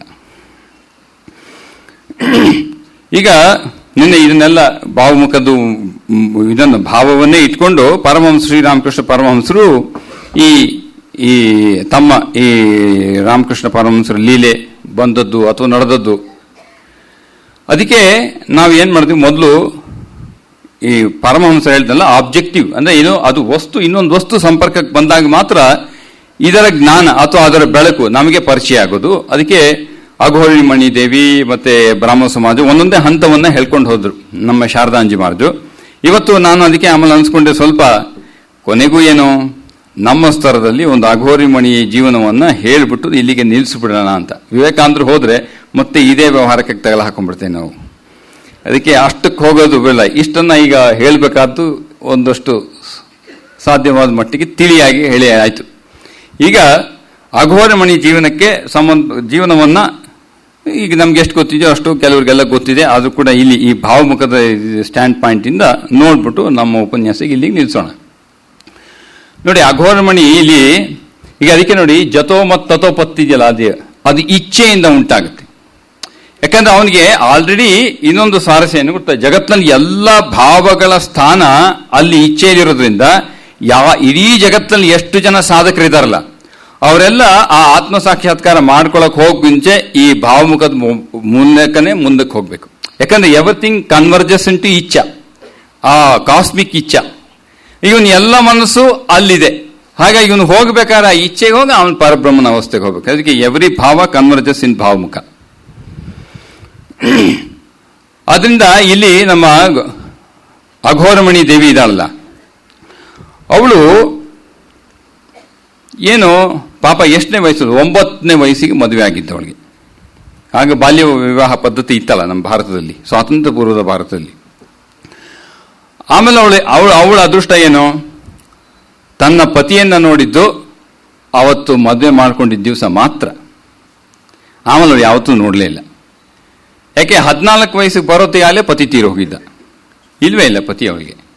ಹಾಗಾಗಿ ಇವಳು ಬಾಲ ವಿಧವೆ ಆಗ್ಬಿಟ್ಲು. ಇವಳಿಗೇನು ಅನುಕೂಲ ಆಯಿತು, ಬಾಲ ವಿಧವೆ ಆದ್ರಿಂದ ಇವಳ ಏನು ಇಡೀ ಕರ್ಮ ಏನಿತ್ತು, ಶಕ್ತಿ ಆ ಯೌವನಕ್ಕೆ ಬರೋ ಸರಿಯಾದ ಸಮಯ ಪರಮಾತ್ಮನಿಗಾಗಿ ಕೊಡೋ ಒಂದು ಅವಕಾಶ. ಅಂದ್ರೆ ಒಳಗಡೆ ಆ ಭಾವನೆ ಇರಬೇಕು, ಹೊರಗಡೆ ಆ ಒಂದು ವ್ಯವಸ್ಥೆ ಆಗಬೇಕು. ಅವಳಿಗೆ ಎರಡೂ ಆಯ್ತು, ನೋಡ್ಲೇ ಇಲ್ಲ ಅವನ್ನ. ಇವಳು ಇನ್ನೇನ್ ಮಾಡಿದ್ಲು, ತನ್ನ ಅಣ್ಣ ಗೋವಿಂದ ದೇವಸ್ಥಾನ, ರಾಧಾ ಗೋವಿಂದ ದೇವಸ್ಥಾನ ಕಾಮರ್ಹಾಟಿ, ಅಲ್ಲಿ ಅವರ ಅಣ್ಣ ಅರ್ಚಕನಾಗಿದ್ದ ದೇವಸ್ಥಾನದಲ್ಲಿ. ಈಗೇನ್ ಮಾಡಿದ್ರು ಪಾಪ ಚಿಕ್ಕ ಹುಡುಗಿ ಈ ತರ ಗಂಡನ್ ಕಂಡ್ಕೊಳ್ಳ ಅಂತೇಳಿ ಅವನು ನನ್ನ ಜೊತೆ ಇರು ಅಂತಂದ. ಮನಮೋಹಿನಿ ಅಲ್ಲಿ ಒಡೆ, ಅವಳಿಗೂ ಕೂಡ ಗಂಡ ತಿರುಗೋಗ್ಬಿಟ್ಟಿರ್ತಾನೆ, ಅವಳಿಗೂ ಯಾರೋ ಒಬ್ರು ಬೇಕಿರುತ್ತೆ. ಹಾಗಾಗಿ ಇವನೇನ್ ಮಾಡ್ತಾನೆ, ನಾನೆಲ್ಲ ಅರ್ಚಕನಾಗಿದ್ದೆ, ನನಗೂ ಒಂದು ಕೋಣೆ ಕೊಡ್ತಿದ್ದೆ, ನಿನ್ಗೂ ಒಂದು ಕೋಣೆ ಕೊಡ್ತಾರೆ, ನೀನು ಅಲ್ಲೇ ಇರು. 14ನೇ ವಯಸ್ಸಿಗೆ ಆಗ್ಲೇ ಅವಳು ಆ ಕಾಮರ್ಹಾಟಿನಲ್ಲಿ ರಾಧಾ ಗೋವಿಂದನ ದೇವಸ್ಥಾನದಲ್ಲಿ ಒಂದು ಕೋಣೆಯಲ್ಲಿ ವಾಸ ಮಾಡ್ಲಿಕ್ಕೆ ಪ್ರಾರಂಭ ಮಾಡಿದ್ಲು. ಅವಳು ನೋಡಿ ಏನ್ ಆಶ್ಚರ್ಯ, ಅವಳದು ಯಾವುದೇ ತರ ಈ ಲೌಕಿಕದಲ್ಲಿ ಶಿಕ್ಷಣ ಆಗಿಲ್ಲ. ಅವಳು ಗ್ರಾಜ್ಯುಯೇಟ್ ಅಲ್ಲ, ಏನೂ ಅಲ್ಲ, ಎಂಥದ್ದು ಓದಿ, she has never red anything. ಆದ್ರೆ ಅವಳಿಗೇನಿತ್ತು ಸಾಧನೆ. ನಮ್ಮ ಪೂರ್ವಿಕರ ಭಾರತದಲ್ಲಿ ವಿವೇಕಾನಂದ ಅದನ್ನ ಹೇಳ್ತಾರೆ, we are losing that old India ಅಂತ ನಿವೇತಾಗಿ ಬರ್ತಾಳೆ. That old India we are losing today ಅಂತ. ಅವಳು ಒಂದು ಏನು ಅಂತಂದ್ರೆ, ಈಗ ವಿಧವೆ ಆದ್ಮೇಲೆ ನಾನು ಒಂದು ತಪಸ್ಸಿನ ಜೀವನ ನಡೆಸಬೇಕು. ಯಾವ ರೀತಿ ತಪಸ್ಸು ಅವಳದು, ಪ್ರತಿನಿತ್ಯ ಬೆಳಿಗ್ಗೆ ಆಕೆ ಏಳುವುದು 2 ಗಂಟೆಗೆ. 2 ಗಂಟೆಗೆ ಎದ್ರೆ ಅಘೋರಮಣಿ ದೇವಿ 8 ಗಂಟೆವರೆಗೂ ಜಪ ಮಾಡ್ತಿರ್ತಾಳೆ. ನಿದ್ದೆ ಬರಲಿ, ಎಚ್ಚರ ಆಗಲಿ, ಏನೇ ಆಗಲಿ, ಜಪದಿಂದ ಮಾತ್ರ ಹೇಳೋಲ್ಲ. 2 ಗಂಟೆಗೆ ಮುಖ ಕೈ ಕಾಲು ತೊಳಗೆ ಕೂತ್ಕೊಂಡ್ರೆ ಅವಳು 8 ಗಂಟೆವರೆಗೂ ಜಪ ಮಾಡೋದು. 8 ಗಂಟೆ ಮೇಲೆ ಏನು ಮಾಡೋದು? ದೇವಸ್ಥಾನಕ್ಕೆ ಹೋಗಿ ಪಾತ್ರೆಗಳು ತೊಳ್ಬೇಕು. ಯಾಕಂದ್ರೆ ಇವಳಿಗೊಂದು ರೂಮ್ ಕೊಟ್ಟಿರೋದ್ರಿಂದ ಇವಳದೊಂದು ಸರ್ವಿಸ್ ಎಕ್ಸ್ಪೆಕ್ಟ್ ಮಾಡ್ತಾರಲ್ಲ. ಹಾಗಾಗಿ ಇವಳೇನು ಮಾಡೋದು?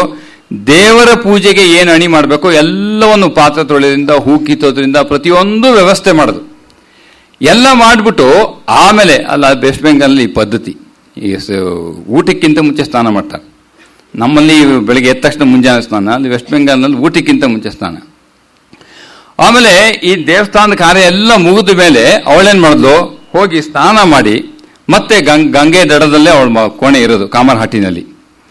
ಅಲ್ಲಿ ಮತ್ತೆ ಒಂದು ಸ್ವಲ್ಪ ಜಪವನ್ನು ಮಾಡಿ ಆಮೇಲೆ ಮನೆಗೆ ಬಂದು ಅಡಿಗೆ ಮಾಡ್ಕೊಂತಿದ್ಲು. ಅಡಿಗೆ ಮಾಡೋದೇನು? ಒಲೆ ಉರಿ, ಅದಕ್ಕೆ ಬೇಕಾದ ಕಟ್ಟಿಗೆ, ಪ್ರತಿ ದಿವಸ ಕಟ್ಟಿಗೆ ಆರಿಸ್ಬೇಕು ಅವಳು.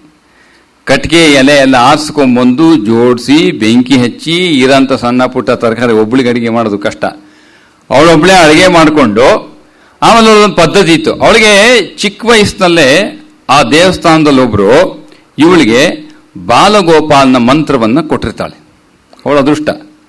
ಹಾಗಾಗಿ ಅವಳೇನು ಮಾಡೋದು? ಬಾಲಗೋಪಾಲನೇ ನನ್ನ ಇಷ್ಟ ದೈವ ಅಂತ ಅವಳು ಭಾವಿಸಿ, ನೋಡು ಗುರು ಇಲ್ಲ ಯಾರಿಲ್ಲ ಅವಳಿಗೆ, ಭಾವಿಸ್ಬಿಟ್ಟು ಅವಳೇನು ಮಾಡಿದ್ಲು? ಸಣ್ಣದೊಂದು ಬಾಲಗೋಪಾಲನ ಮೂರ್ತಿ ಇಟ್ಕೊಂಡಿದ್ಲು.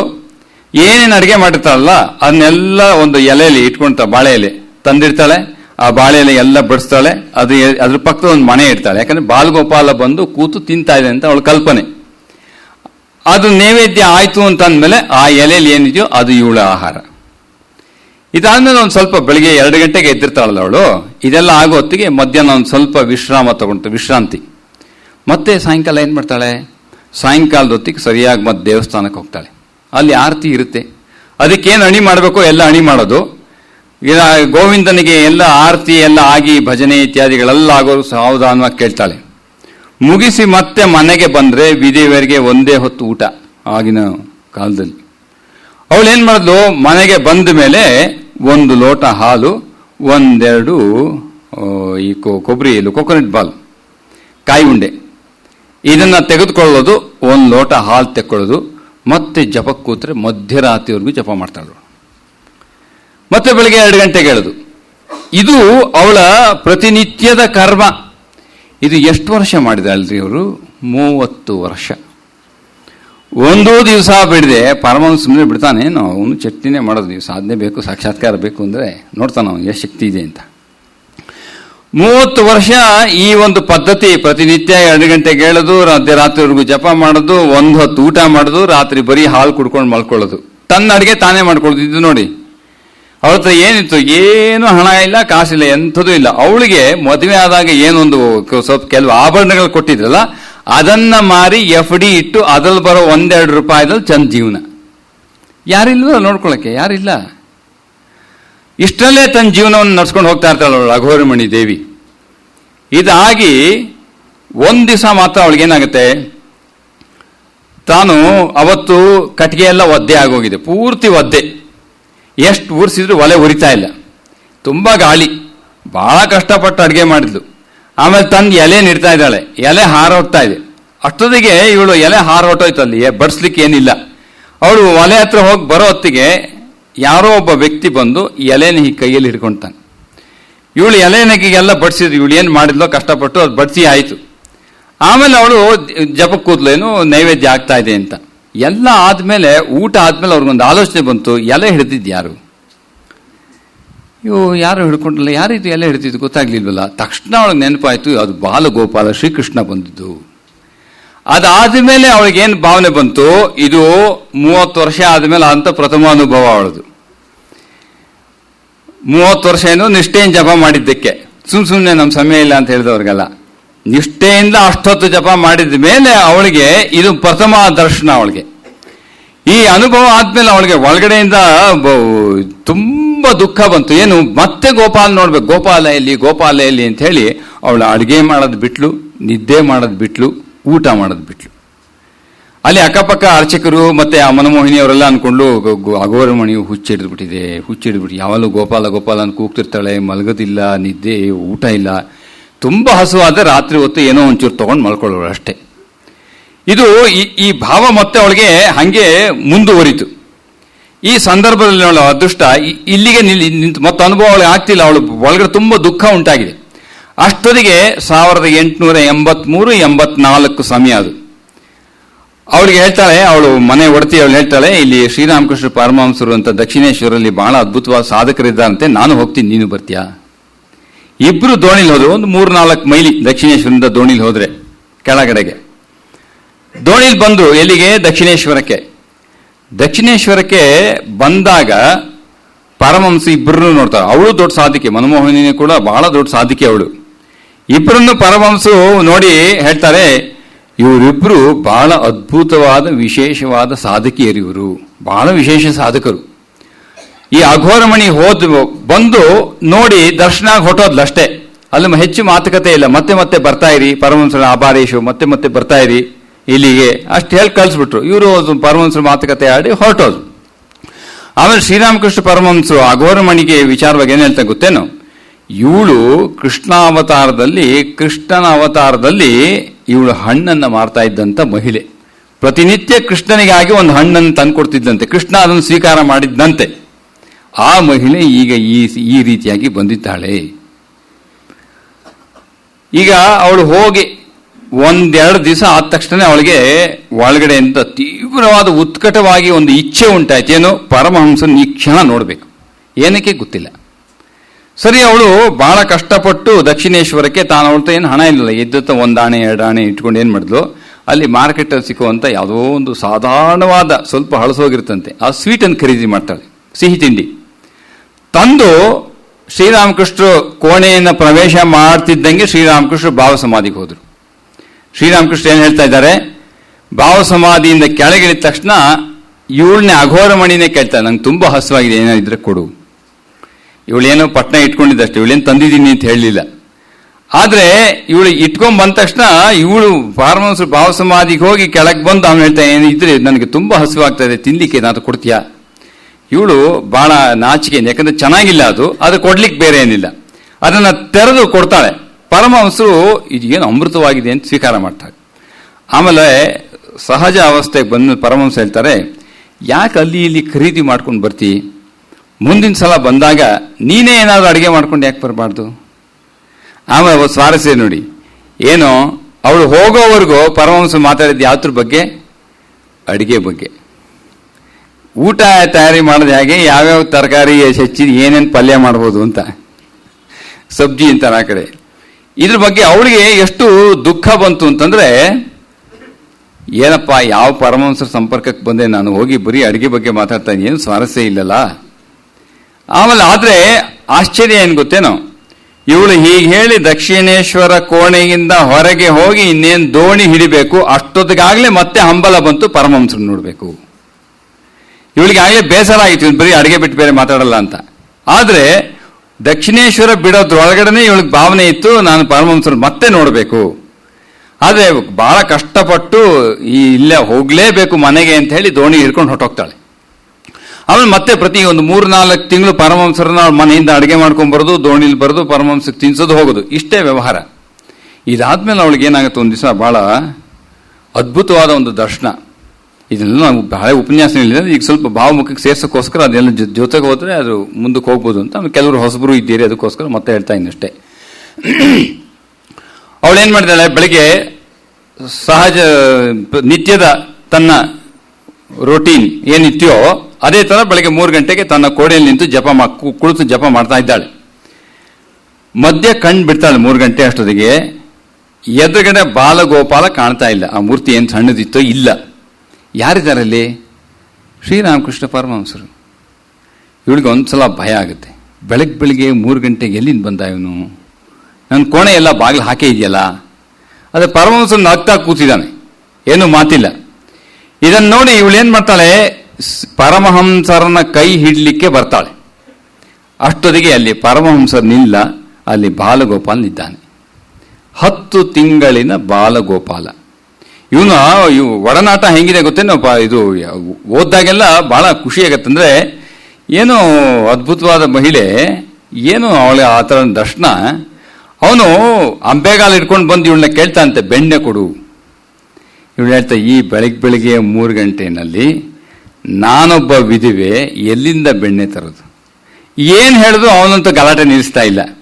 ಅವಾಗ ಅವಳು ಏನ್ ಮಾಡ್ತಾಳೆ, ತನ್ನ ಬುಟ್ಟಿನಲ್ಲಿ ಮೇಲ್ಗಡೆ ನೇತು ಹಾಕಿರ್ತಲ್ಲ ಒಂದು ಮಡಕೆ ಇದರಲ್ಲಿ, ಅದ್ರಲ್ಲಿ ತೆಗೆದು ಒಂದು ಈ ಕಾಯಿ ಉಂಡೆ ಅಂತ ಕೊಡ್ತಾಳೆ. ಇದು ಒಂದೇ ಇರೋದು, ಅದು ನೆನ್ಪಿಟ್ಕೋ, ಇದನ್ನ ನನಗೆ ಕೊಡಬೇಡ, ನಾನು ನಿಂಗೆ ಬೆಣ್ಣೆ ಕೊಡೋ ಯೋಗ್ಯತೆ ಇಲ್ಲ, ಕಾಯಿ ಉಂಡೆ ಅದು ಡ್ರೈ ಅಲ್ಲ, ಒಣಗಿದ್ದು, ಇಂಥ ಫಲ ನನಗೆ ಕೊಡಬೇಡ, ಆದ್ರೆ ನೀನ್ ಮಾತ್ರ ಇದನ್ನು ತಿನ್ನು.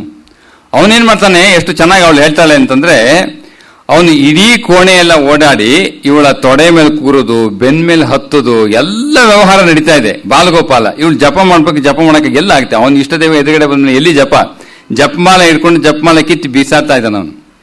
ಇದೆಲ್ಲ ಆಗೋತ್ತಿಗೆ ಅವಳಿಗೆ ಭಾವ ಉದ್ದೀಪನ ಆಗ್ತಾ ಇದೆ.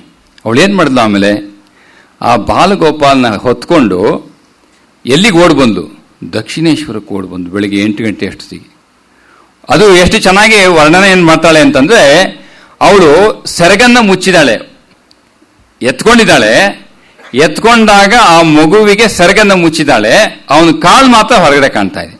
ಆ ಕಾಲು ಇವಳ ಎದೆ ಮೇಲಿದೆ, ಎದೆ ಮೇಲೆ ಅದು ಒಂದು ಈ ಕಮಲದ ಬಣ್ಣ ಪಿಂಕ್, ಆ pinkish feet is visibly seen here on the ಬಾಸಮ್.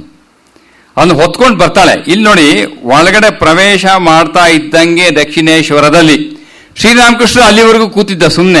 ಯಾವಾಗ ಇವಳು ಬಂದು ಅವನು ಭಾವ ಸಮಾಧಿಗೆ ಹೋದ.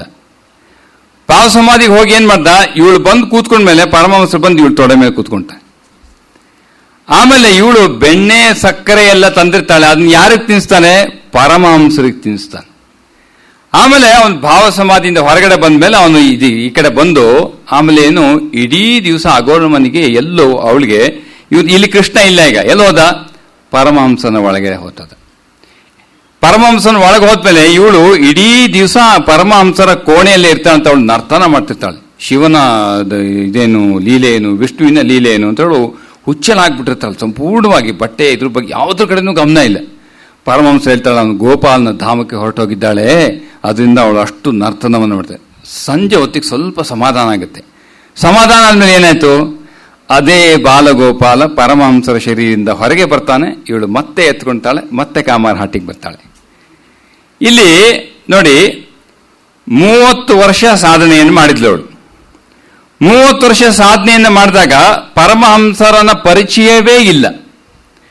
ಇವಳಿಗೆ ಜತೋಮತ್ ತಥೋಪತ್ ಹೇಗೆ ಬಂತು ನೋಡಿ, ಅವಳಿಗೆ ಯಾರು ಟೀಚರ್ ಇಲ್ಲ, ಆಧ್ಯಾತ್ಮಿಕ ದೃಷ್ಟಿಯಿಂದ ಮಂತ್ರ ಮಾತ್ರ ಸಿಕ್ತು ಯಾರಿಂದಲೋ. ಇವಳು ಆ ಮಂತ್ರವನ್ನ ಸಾಧನೆಯನ್ನ ಮಾಡಿದ್ಲು. ಆದ್ರೆ ಇವಳು ಪರಮಹಂಸರ ಸಂಪರ್ಕಕ್ಕೆ ಬಂದ ದಿನವೇ ಪರಮಹಂಸ ಅವನೊಂದಿಗೆ ಯಾವ ರೀತಿ ಒಡನಾಟ, ಬಾಲಗೋಪಾಲನ ಒಡನಾಟ. ಇವನು ಯಾವಾಗ ಭಾವಮುಖದಲ್ಲಿ ಅವಸ್ಥೆ ಇದೆಯೋ, ನಿನ್ನ ಭಾವದಲ್ಲಿ ಅವನ ಸಂಪರ್ಕಕ್ಕೆ ಹೋದಾಗ ಅದೇ ಭಾವ ಅವನಲ್ಲಿ ಜಾಗೃತಿಯಾಗಿ ನಿನ್ನಲ್ಲಿ ಆ ಭಾವ ಉದ್ದೀಪನ ಆಗ್ತದೆ. ಅಲ್ಲಿಗೆ ಇಲ್ಲ, ಅದು ಉತ್ಕಟಕ್ಕೆ ಬರಬೇಕು, ಅವಾಗಲೇ ಅನುಭೂತಿ ಬರೋದು. ಈ ಭಾವ ಉದ್ದೀಪನ ಆಗಿ it manifest in fullest form in the individual, reflected from the divine consciousness on the other side. ಇವಳು ಅವನು ಏನು ಪರಮಹಂಸ ಹತ್ರ ಮಾತಾಡಿದ್ಲ, ನಾನು ಬಾಲಗೋಪಾಲನ ಸಾಧನೆ ಮಾಡ್ತಾ ಇದ್ದೀನಿ, ನಂಗೆ ಮಂತ್ರ ಸಿಕ್ಕಿದೆ, ಏನು ಹೇಳಿಲ್ಲ. ಇವಳು ಪರಮಹಂಸ ನೀನು ಯಾವ ರೀತಿ ಸಾಧನೆ ಮಾಡಿದೆ ಏನು ಕೇಳಿದ್ನ, ಏನು ಕೇಳಲಿಲ್ಲ. ಇವಳು ಬಂದ ತಕ್ಷಣ ಅವನು ಬಂದು ಇವಳು ತೊಡೆ ಮೇಲೆ ಕೂತ್ ಬೆಣ್ಣೆಯನ್ನು ಯಾಕೆ ಸ್ವೀಕಾರ ಮಾಡಬೇಕು. ಅವತ್ತಿನಿಂದ ಅವಳಿಗೆ ಗೋಪಾಲ್ ಮಾ ಅಂತ ಹೆಸರು ಬಂದಿದ್ದು. ಬೆಂಗಾಲ್ನಲ್ಲಿ ಗೋಪಾಲೇರ್ ಮಾ ಷಷ್ಠಿ ವಿಭಕ್ತಿ, ಇಂಗ್ಲಿಷಲ್ಲಿ ಗೋಪಾಲ್ ಮಾ. ಅದರಿಂದ ಇವಳು ಸಾಧನೆ ಎಷ್ಟು ಅದ್ಭುತ. ಅದಕ್ಕೆ ವಾಪಸ್ ಇವಳು ಬಂದ ಮೇಲೆ ಸುಮಾರು 2 ತಿಂಗಳು ಅದನ್ನೇ ಅನುಭವ. ಇವಳು ಕಟ್ಕೆ ಆರಿಸ್ಲಿಕ್ಕೆ ಹೋದ್ರೆ ಅವನು ಬರ್ತಾನೆ, ಇವಳು ದೇವಸ್ಥಾನಕ್ಕೆ ಹೋದ್ರೆ ದೇವಸ್ಥಾನಕ್ಕೆ ಬರ್ತಾನೆ, ಇವಳು ಅಡಿಗೆ ಮಾಡ್ಕೊಂಡ್ರೆ ಅವನು ಸಹಾಯ ಮಾಡ್ತಾನೆ. 2 ತಿಂಗಳು ಪ್ರತಿನಿತ್ಯ ಪ್ರತಿ ಕ್ಷಣ ಬಾಲಗೋಪಾಲನ ದರ್ಶನ. ಅದಕ್ಕೆ ಈ ಶ್ರೀರಾಮಕೃಷ್ಣ ಕೋಣೆಯಲ್ಲಿ ಬರ್ತಾ ಇದ್ದಲ್ಲ, ಯಾರು ಗೊತ್ತಿರ್ತು, ಕೆಲವು ಸೌಕಾರರು ಬಂದು ಇದನ್ನ ಸಿಹಿ ತಿಂಡಿಗಳು ಪ್ರಸಾದವನ್ನೆಲ್ಲ ಕೊಟ್ಟಿದ್ರೆ ಅದನ್ನ ಶ್ರೀರಾಮಕೃಷ್ಣ ಪರಮಹಂಸ ಇಬ್ಬರಿಗೆ ಮಾತ್ರ ಕೊಡ್ತಾ ಇದ್ದಿದ್ದು. ಒಂದು ನರೇಂದ್ರನಾಥನಿಗೆ, ಇನ್ನೊಂದು ಗೋಪಾಲೇರ್ಪ. ಅವಳು ಹೇಳ್ತಾಳೆ, ಪರಮಹಂಸ ಹೇಳ್ತಾಳೆ, ಅವಳ ಒಳಗಡೆ ಕೃಷ್ಣನ ಬಿಟ್ಟು ಇನ್ಯಾರು ಇಲ್ವೇ ಇಲ್ಲ, ಅಲ್ಲಿರ್ತಕ್ಕಂಥದ್ದು ಕೃಷ್ಣ ಮಾತ್ರ. ಇವ್ರಿಗೆ ಹೇಗೆ ಅರ್ಥ ಆಗ್ಬೇಕು, ಅವನು ಇಚ್ಛಾ ಸ್ವರೂಪದಲ್ಲಿ ಭಾವಮುಖದಲ್ಲಿರುವುದರಿಂದ ಇವಳಲ್ಲಿ ಇರ್ತಕ್ಕಂಥ ಇಂಡಿವಿಜುವಲ್ ಇಚ್ಛೆ ಮ್ಯಾಚಸ್ ವಿತ್ ದಟ್ ಕಾಸ್ಮಿಕ್ ಇಚ್ಛೆ and reflects that Gopala consciousness both sides. Coming from source is that and the realisation is happening in this side. ಅವನು ಗೋಪಾಲನೂ ಅಲ್ಲ, ರಾಮನೂ ಅಲ್ಲ, ಕೃಷ್ಣನೂ ಅಲ್ಲ. ಆದ್ರೆ ಇವಳು ಇಚ್ಛೆ ಗೋಪಾಲನಾದ್ರಿಂದ ಅಲ್ಲಿ ಆ ಭಾವಮುಖದ ಅವಸ್ಥೆಯಲ್ಲಿ ಅದೇ ಇಚ್ಛೆ ಮೂಡಲ್ಪಟ್ಟಿದ್ರಿಂದ it matches and she realises only Gopala. ಅದಕ್ಕೆ ಹೇಳಿ ನನ್ನ ಕೆಲಸ ಮುಗಿದೋಯ್ತು ಈಗ ಅಂತ, ನೀವು ಇನ್ನು ಓದ್ಕೊಳ್ಳೋದು ಘಟನೆಗಳನ್ನೆಲ್ಲ ಇದಕ್ಕೆ ಸೇರಿಸ್ಕೊಂಡಷ್ಟೇ ಅಂತ ಹೇಳಿತು. ಅವಳು ಅದಕ್ಕೆ ಯಾವಾಗಲೂ ಹೇಳ್ತಿರ್ತಾಳೆ, ನಾವು ಯಾವಾಗಲೇ ಆಗಲಿ ಸಾಧನೆಯನ್ನ ಅಂದ್ರೆ ಜಪಕ್ಕೆ, ಯಾರು ಜಪವನ್ನ ಒಬ್ಬೊಬ್ರು ಒಂದೊಂದು ಭಾವ ಇರುತ್ತೆ, ಎಲ್ಲರೂ ಇದೇ ಭಾವ ಇರಲ್ಲ ಅಂತ ಇಟ್ಕೊಳ್ಳಿ, ಅದು ಒಂದು ನೆನ್ಪಿಟ್ಕೋಬೇಕು. ಎಲ್ಲರೂ ಜಪ ಮಾಡ್ಲಿಕ್ಕೆ ಆಗುದಿಲ್ಲ, ಭಾವ ವ್ಯತ್ಯಾಸ ಇರ್ತದೆ. ಯಾರು ಜಪವನ್ನೇ ಸಾಧನೆಯಾಗಿ ಇಟ್ಕೊಂಡಿರ್ತಾರಲ್ಲ ಅವಳ ಇನ್ಸ್ಟ್ರಕ್ಷನ್, ಒಂದು ಸಲ ಕೂತ್ರೆ ಕನಿಷ್ಠ ಪಕ್ಷ 10,000 ಮಾಡಬೇಕು, ಅದಕ್ಕಿಂತ ಕಡಿಮೆ ಮಾಡೋಗಿಲ್ಲ, ಇನ್ ಒನ್ ಸಿಟ್ಟಿಂಗ್ ಅದು ಮಾಡಿಯೇ ಮುಂದಕ್ಕೆ ಹೋಗ್ಬೇಕು ಅಂತ. ಇವಳು ಈ ಭಾವ ಎಲ್ಲ ಮುಗಿದ ಮೇಲೆ ಅವಳು ಏನ್ ಮಾಡ್ತಾಳೆ, ಇಷ್ಟೆಲ್ಲ ಸಾಧನೆ ಎಲ್ಲ ಮಾಡಿರ್ತಾಳಲ್ಲ, ಇದೇ ಅವಸ್ಥೆಯಲ್ಲಿ ಅವಳು ಒಂದ್ಸಲ ದಕ್ಷಿಣೇಶ್ವರಕ್ಕೆ ಬಂದಿರ್ತಾಳೆ. ಇವಳೇನೋ ಇಲ್ಲಿ ಪರಮಹಂಸನೆಲ್ಲ ದರ್ಶನ ಆದ್ಮೇಲೆ ಅವ್ರು ಪ್ರತಿ ಸಲ ಬಂದಾಗ ಅಡಿಗೆ ಮಾಡ್ಕೊಂಡ್ ಬರ್ಬೇಕು, ಪರಮಹಂಸ ಉಣಿಸ್ಲೇಬೇಕು, ಅದೊಂದು ಪದ್ಧತಿ, ನಿತ್ಯ ಪದ್ಧತಿ, ಅದು ಬಂದಾಗೆಲ್ಲ ಅದೇ ಪದ್ಧತಿ. ಆಮೇಲೆ ಅವಳು ಏನ್ ಮಾಡೋಳು, ನಮ್ಮ ಶ್ರೀಮಾತೆ ಶಾರದಾದೇವಿಯರ ನಹಬತ್ತಿಗೆ ಹೋಗಿ ಮಾತೆಯನ್ನು ಮಾತಾಡ್ಸಿದ್ಮೇಲೆ ಅದು ಮುಗಿದ ಮೇಲೆ ಅವಳೇನು ಸಮಯ ಸಿಕ್ತಾಗಲ್ಲ ಯಾವಾಗಲೂ ಅವ್ರ ಕೈಯಲ್ಲಿ ಜಪಮಾಲೆ ಇದ್ದೆ, 24 hours ಅವ್ರ ಕೈ ಜಪಮಾಲೆ ಇರುತ್ತೆ. ಆ ವಿಧಿವೆ ಸ್ತ್ರೀ ನೋಡಿ, ಆ ಪೂರ್ವ ಸ್ವಾತಂತ್ರ್ಯದ ಭಾರತದ ಸ್ತ್ರೀ ಅವಳು, ಈ ಬೇರೆ ಏನು ಆಲೋಚನೆ ಇಲ್ಲ ಅವಳಿಗೆ. ಅವಳೇನ್ ಮಾಡೋದು, ಆ ಜಪ ಇದೆ ಅವ್ರು ಜಪ ಮಾಡ್ತಾ ಕೂತಿರೋರು, ಏನು ಮಾತಿಲ್ಲ ಅಂದ್ರೆ ತಕ್ಷಣ ಅದು ಜಪ ಕೈ ಇವಳು ಗೊತ್ತಿಲ್ಲದೆ ಅದು ಜಪಮಾಲೆ ಹಿಡಿದು ಜಪ ಮಾಡ್ತಿರ್ತದೆ, ಬೇರೆ ಏನೂ ಇಲ್ಲ, ಆಲೋಚನೆ ಇಲ್ಲ, ಕರ್ಮನೂ ಇಲ್ಲ, ಇದೊಂದೇ ಇರೋದು. ಪರಮಹಂಸು ಪಂಚವಟಿಯಿಂದ ಈ ಕಡೆ ಬರ್ತಾ ಇರ್ತಾಳೆ, ಅವಾಗ ನೋಡ್ತಾಳೆ ಇವಳು ನಹಬತ್ ಕೋಣೆ ಹೊರಗಡೆ ಕೂತ್ಕೊಂಡು ಜಪ ಮಾಡ್ತಿರ್ತಾಳೆ. ಎಲ್ಲ ಸಿದ್ಧಿ ಪಡೆದ ಮತ್ತೆ ಯಾಕೆ ಇಷ್ಟೊಂದು ಜಪ ಮಾಡ್ತೀವಿ, ಸಾಕು ಅಂತಾರೆ ಪರಮಹಂಸರು. ಇಷ್ಟೆಲ್ಲ ಸಿದ್ಧಿ ಆಯ್ತಪ್ಪ, ಅನುಭವ ಆಯ್ತು, ಇನ್ನು ಗೋಪಾಲನ ಜೊತೆ ನೀನು ಒಡನಾಡ್ತಿದ್ದೀ, ಇಷ್ಟಾದ ಮೇಲೂ ಮತ್ತೆ ಮುಂದುವರಿಸ್ಬೇಕಾ? ಅದಕ್ಕೆ ಅವಳು ಕೇಳ್ತಾಳೆ, ಏ ಗೋಪಾಲ, ಅವಳು ಯಾವಳು ಗೋಪಾಲ ತಾನೇ ಪರಮಹಂಸನ ಗೋಪಾಲನೇ, ಏ ಗೋಪಾಲ ನೀ ಸಾಕು ಅಂತ ಹೇಳ್ತೀಯಾ? ಪರಮಹಂಸ 3 ಸಲ ಹೇಳ್ತಾರಂತೆ ಅವ್ರ ಜೀವನದಲ್ಲಿ ಬರುತ್ತೆ.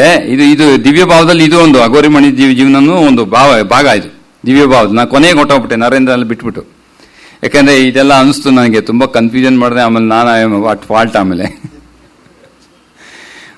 ಅಲ್ಲಿ ದಿವ್ಯ ಭಾವದ ಕೊನೆ ಭಾಗದಲ್ಲಿ ಈ ಘಟನೆ ಬರೋದು.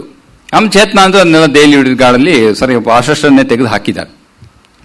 ಅದಕ್ಕೆ 3 ಸಲ ಕೇಳ್ತಾಂತೆ, ಗೋಪಾಲ ನಿಜವಾಗ್ಲೂ ಹೇಳ್ತೇನೆ ನೀನು ಜಪ ಮಾಡಬೇಡ ಅಂತ. ಅದಕ್ಕೆ ಹೇಳ್ತಾ, ನಿನಗಾಗಿ ನೀ ಜಪ ಮಾಡುವುದು ಸಾಕು, ನೀ ಸಿದ್ಧಿಯನ್ನು ಪಡೆದ ಮತ್ತೆ ಜಪ ಮಾಡಬೇಡ. ಹಾಗಾದ್ರೆ ಏನ್ ಮಾಡ್ಲಿ? ಜಪ ಮಾಡುವುದಿದ್ದರೆ ಇದಕ್ಕಾಗಿ ಮಾಡು ಅಂತ ಪರಮಹಂಸ ಹೇಳ್ತಾರೆ. ಏನ್ ಚೆನ್ನಾಗಿದೆ. ಅದಕ್ಕೆ ನೀನು ಏನೋ ಮುಂದೆ ಜಪ ಮಾಡು, ಮುಂದುವರ್ಸು. ನೀನು ಸುಮ್ಮನೆ ಸಮಯ ಕಲಿಬೇಕು ಅಂತಿದ್ಯಲ್ಲ, ಅದು ನೀನು ಜಪ ಮಾಡುದಿದ್ರೆ ಇದಕ್ಕಾಗಿ ನಿನ್ನ ಜಪವನ್ನು ಮುಂದುವರ್ಸು. ಇವಳಿಗೆ ಇದು ಸುಮಾರು 1-2 ತಿಂಗಳು ಈ ಭಾವ ಎಲ್ಲ ಮೂಡಿತ್ತಲ್ಲ, ಆಮೇಲೆ ನಿಂತು ಹೋಗುತ್ತೆ. ಮತ್ತೆ ಅವಳಿಗೆ ಆ ಗೋಪಾಲನ ಅನುಭವ ಇಲ್ಲ, ಸಾಧಾರಣ ಮಹಿಳೆ ಆದ್ಲು.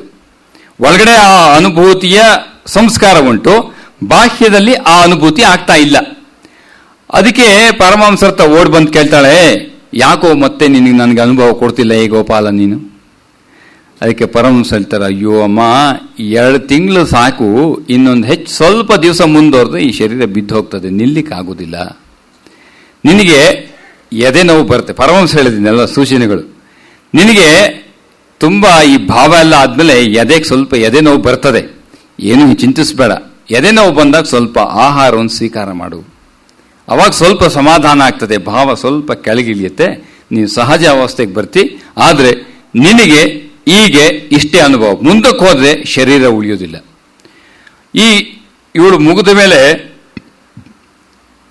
ಈಗ ಬಂದು ಹೋಗೋದು ಎಲ್ಲ ಈ ಅನುಭವದಲ್ಲಿ ಅವಳ ನಮ್ಮ ಗೋಪಾಲಯರ್ಮ ಪ್ರತಿನಿತ್ಯ ಬರೋದು ಹೋಗೋದು ಅಂದ್ರೆ ಸಮಯ ವಾರಕ್ಕೆ 1-2 ಸಲ ಬಂದು ಹೋಗ್ತಾ ಇದ್ರು. ಆಮೇಲೆ ಪರಮಹಂಸ ಏನ್ ಮಾಡ್ತಿದ್ರು ಗೊತ್ತೇನು, ಇವಳು ಅಡಿಗೆ ಮಾಡ್ಕೊಂಡ್ ಬರೋದು ಸರಿ, ಪರಮಹಂಸರ ಸಂಪರ್ಕಕ್ಕೆ ಆಮೇಲೆ ಮುಂದೆ ಹೋಗ್ತಾ ಇದ್ದಂಗೆ ಇವಳು ದಕ್ಷಿಣೇಶ್ವರಕ್ಕೆ ಬಂದಾಗೆಲ್ಲ ಪರಮಹಂಸರು ಇವಳಿಗೆ ಉಣಿಸ್ತಾ ಇದ್ರು. ಕಲ್ ಸಕ್ಕರೆ ಏನೋ, ಬೆಣ್ಣೆ ಏನೋ, ಸಿಹಿ ತಿಂಡಿ ಏನೋ. ಇವಳು ಕೇಳ್ತಾಳೆ, ನಾನು ನಿನಗೆ ತಿನ್ನಿಸುವುದು ಸರಿ, ನೀವು ನನಗೆ ತಿನ್ನಿಸುವುದು ಎಷ್ಟು ಸೂಕ್ತ? ಹಳೆ ಜನ್ಮಗಳಲ್ಲಿ ಸಾಕಷ್ಟು ತಿನ್ಸಿದ್ಯಾ, ಅದಕ್ಕಾಗಿ ಈಗ ಸ್ವಲ್ಪ ಕೊಡ್ತಾ ಇದ್ದೇನೆ ನೀನು. ಯಾಕೆ ಕೃಷ್ಣಾವತಾರ ನೀವು ಹಣ್ಣು ಕೊಟ್ಟಿದ್ದಲ್ಲ ಪ್ರತಿನಿತ್ಯ, ಇವನು ಯಾವನು ಅದಕ್ಕೆ ಹೇಳಿದಲ್ಲ, ಆ ಅವಸ್ಥೆಯಲ್ಲಿ ನಿಂತಾಗ ಎಲ್ಲವೂ ಗೋಪ್ಯತೆ ಇಲ್ವೇ ಇಲ್ಲ ಅಲ್ಪ ಅವನಿಗೆ. ಎವರಿಥಿಂಗ್ ಹ್ಯಾಪನ್ಸ್ ವಿತೌಟ್, ಯಾವುದು ಕೂಡ ಅವನ ಜ್ಞಾನ ಇಲ್ಲದೆ ಆಗೋದಿಲ್ಲ, ಪ್ರತಿ ಒಂದು ಕೂಡ ಅವನ ಜ್ಞಾನದಲ್ಲೇ ಆಗುವಂಥದ್ದು, ಅದೇ ಮೂಲ. ಆಮೇಲೆ ನೋಡಿ, ಒಂದು ಅದ್ಭುತವಾದ ಒಂದು ಘಟನೆ ಬರುತ್ತೆ. ಕಾಶಿಪುರ ಗಾರ್ಡನ್ ಹೌಸ್ ಶ್ರೀರಾಮಕೃಷ್ಣ ಪರಮಹಂಸರಿಗೆ ಕ್ಯಾನ್ಸರ್ ಬಂತು, ತುಂಬಾ ಅನಾರೋಗ್ಯ. ಒಂದ್ಸಲ ಅವ್ರು ಏನ್ ಹೇಳ್ತಾರೆ, ಅವ್ರಿಗೊಂದು ಇಚ್ಛೆ, ಆಸೆ ಉಂಟಾಗುತ್ತೆ. ಏನ್ ಆಸೆ ಉಂಟಾಗುತ್ತೆ? ಹಾಲಿನ ಒಂದು ತಿಂಡಿಯನ್ನು ತಿನ್ನಬೇಕು ಅಂತ. ಅವಾಗ ಅವ್ರು ಏನ್ ಹೇಳ್ತಾರೆ, ಯಾರಿಗೆ ಹೇಳ್ತಾರೆ? ಯೋಗಿನ್ಗೆ ಹೇಳ್ತಾರೆ, ಏ ಯೋಗಿನ್, ಹೋಗಿ ಮಾರ್ಕೆಟಲ್ಲಿ ಕೊಂಡ್ಕೊಂಬ ಅಂತ.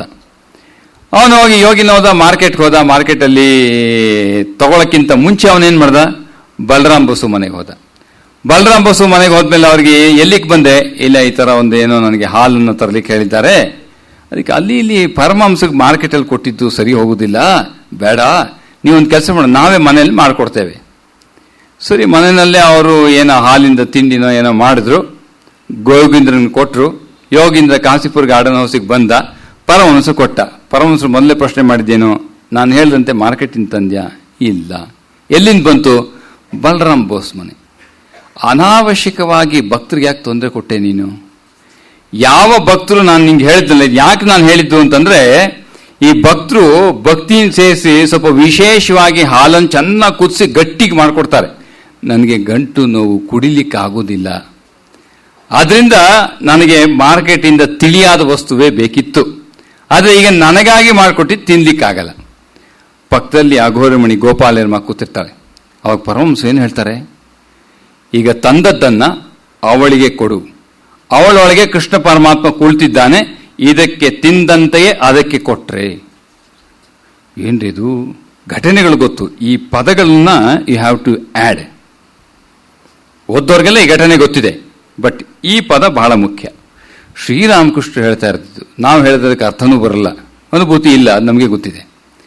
ಶ್ರೀರಾಮಕೃಷ್ಣ ಏನ್ ಹೇಳ್ತಾ ಇದ್ದಾಳೆ, ನೀ ತಂದದ್ದನ್ನ, ನನಗಾಗಿ ತಂದದ್ದನ್ನ ಅವಳಿಗೆ ಕೊಟ್ರೆ ನಾನು ಸ್ವೀಕಾರ ಮಾಡದಂತೆ, ಯಾಕಂದ್ರೆ ಅವಳುಗಳಿಗೆ ಒಳಗಡೆ ಗೋಪಾಲ ಬಿಟ್ರೆ ಮತ್ಯಾರೂ ಇಲ್ಲ. ಆದ್ರಿಂದ ನೀನು ಗೋಪಾಲನ ರೂಪದಲ್ಲಿ ಅವಳ ಅಘೋರಮಣಿಗೆ ಕೊಟ್ಟು ಬಿಡು. ಅವಳನ್ನು ಸ್ವೀಕಾರ ಮಾಡ್ತಾಳೆ. ಅವಳು ಆ ಆಹಾರವನ್ನು ಸ್ವೀಕಾರ ಮಾಡಿ ಶಿ ಅಕ್ಸೆಪ್ಟ್ಸ್ ದಟ್.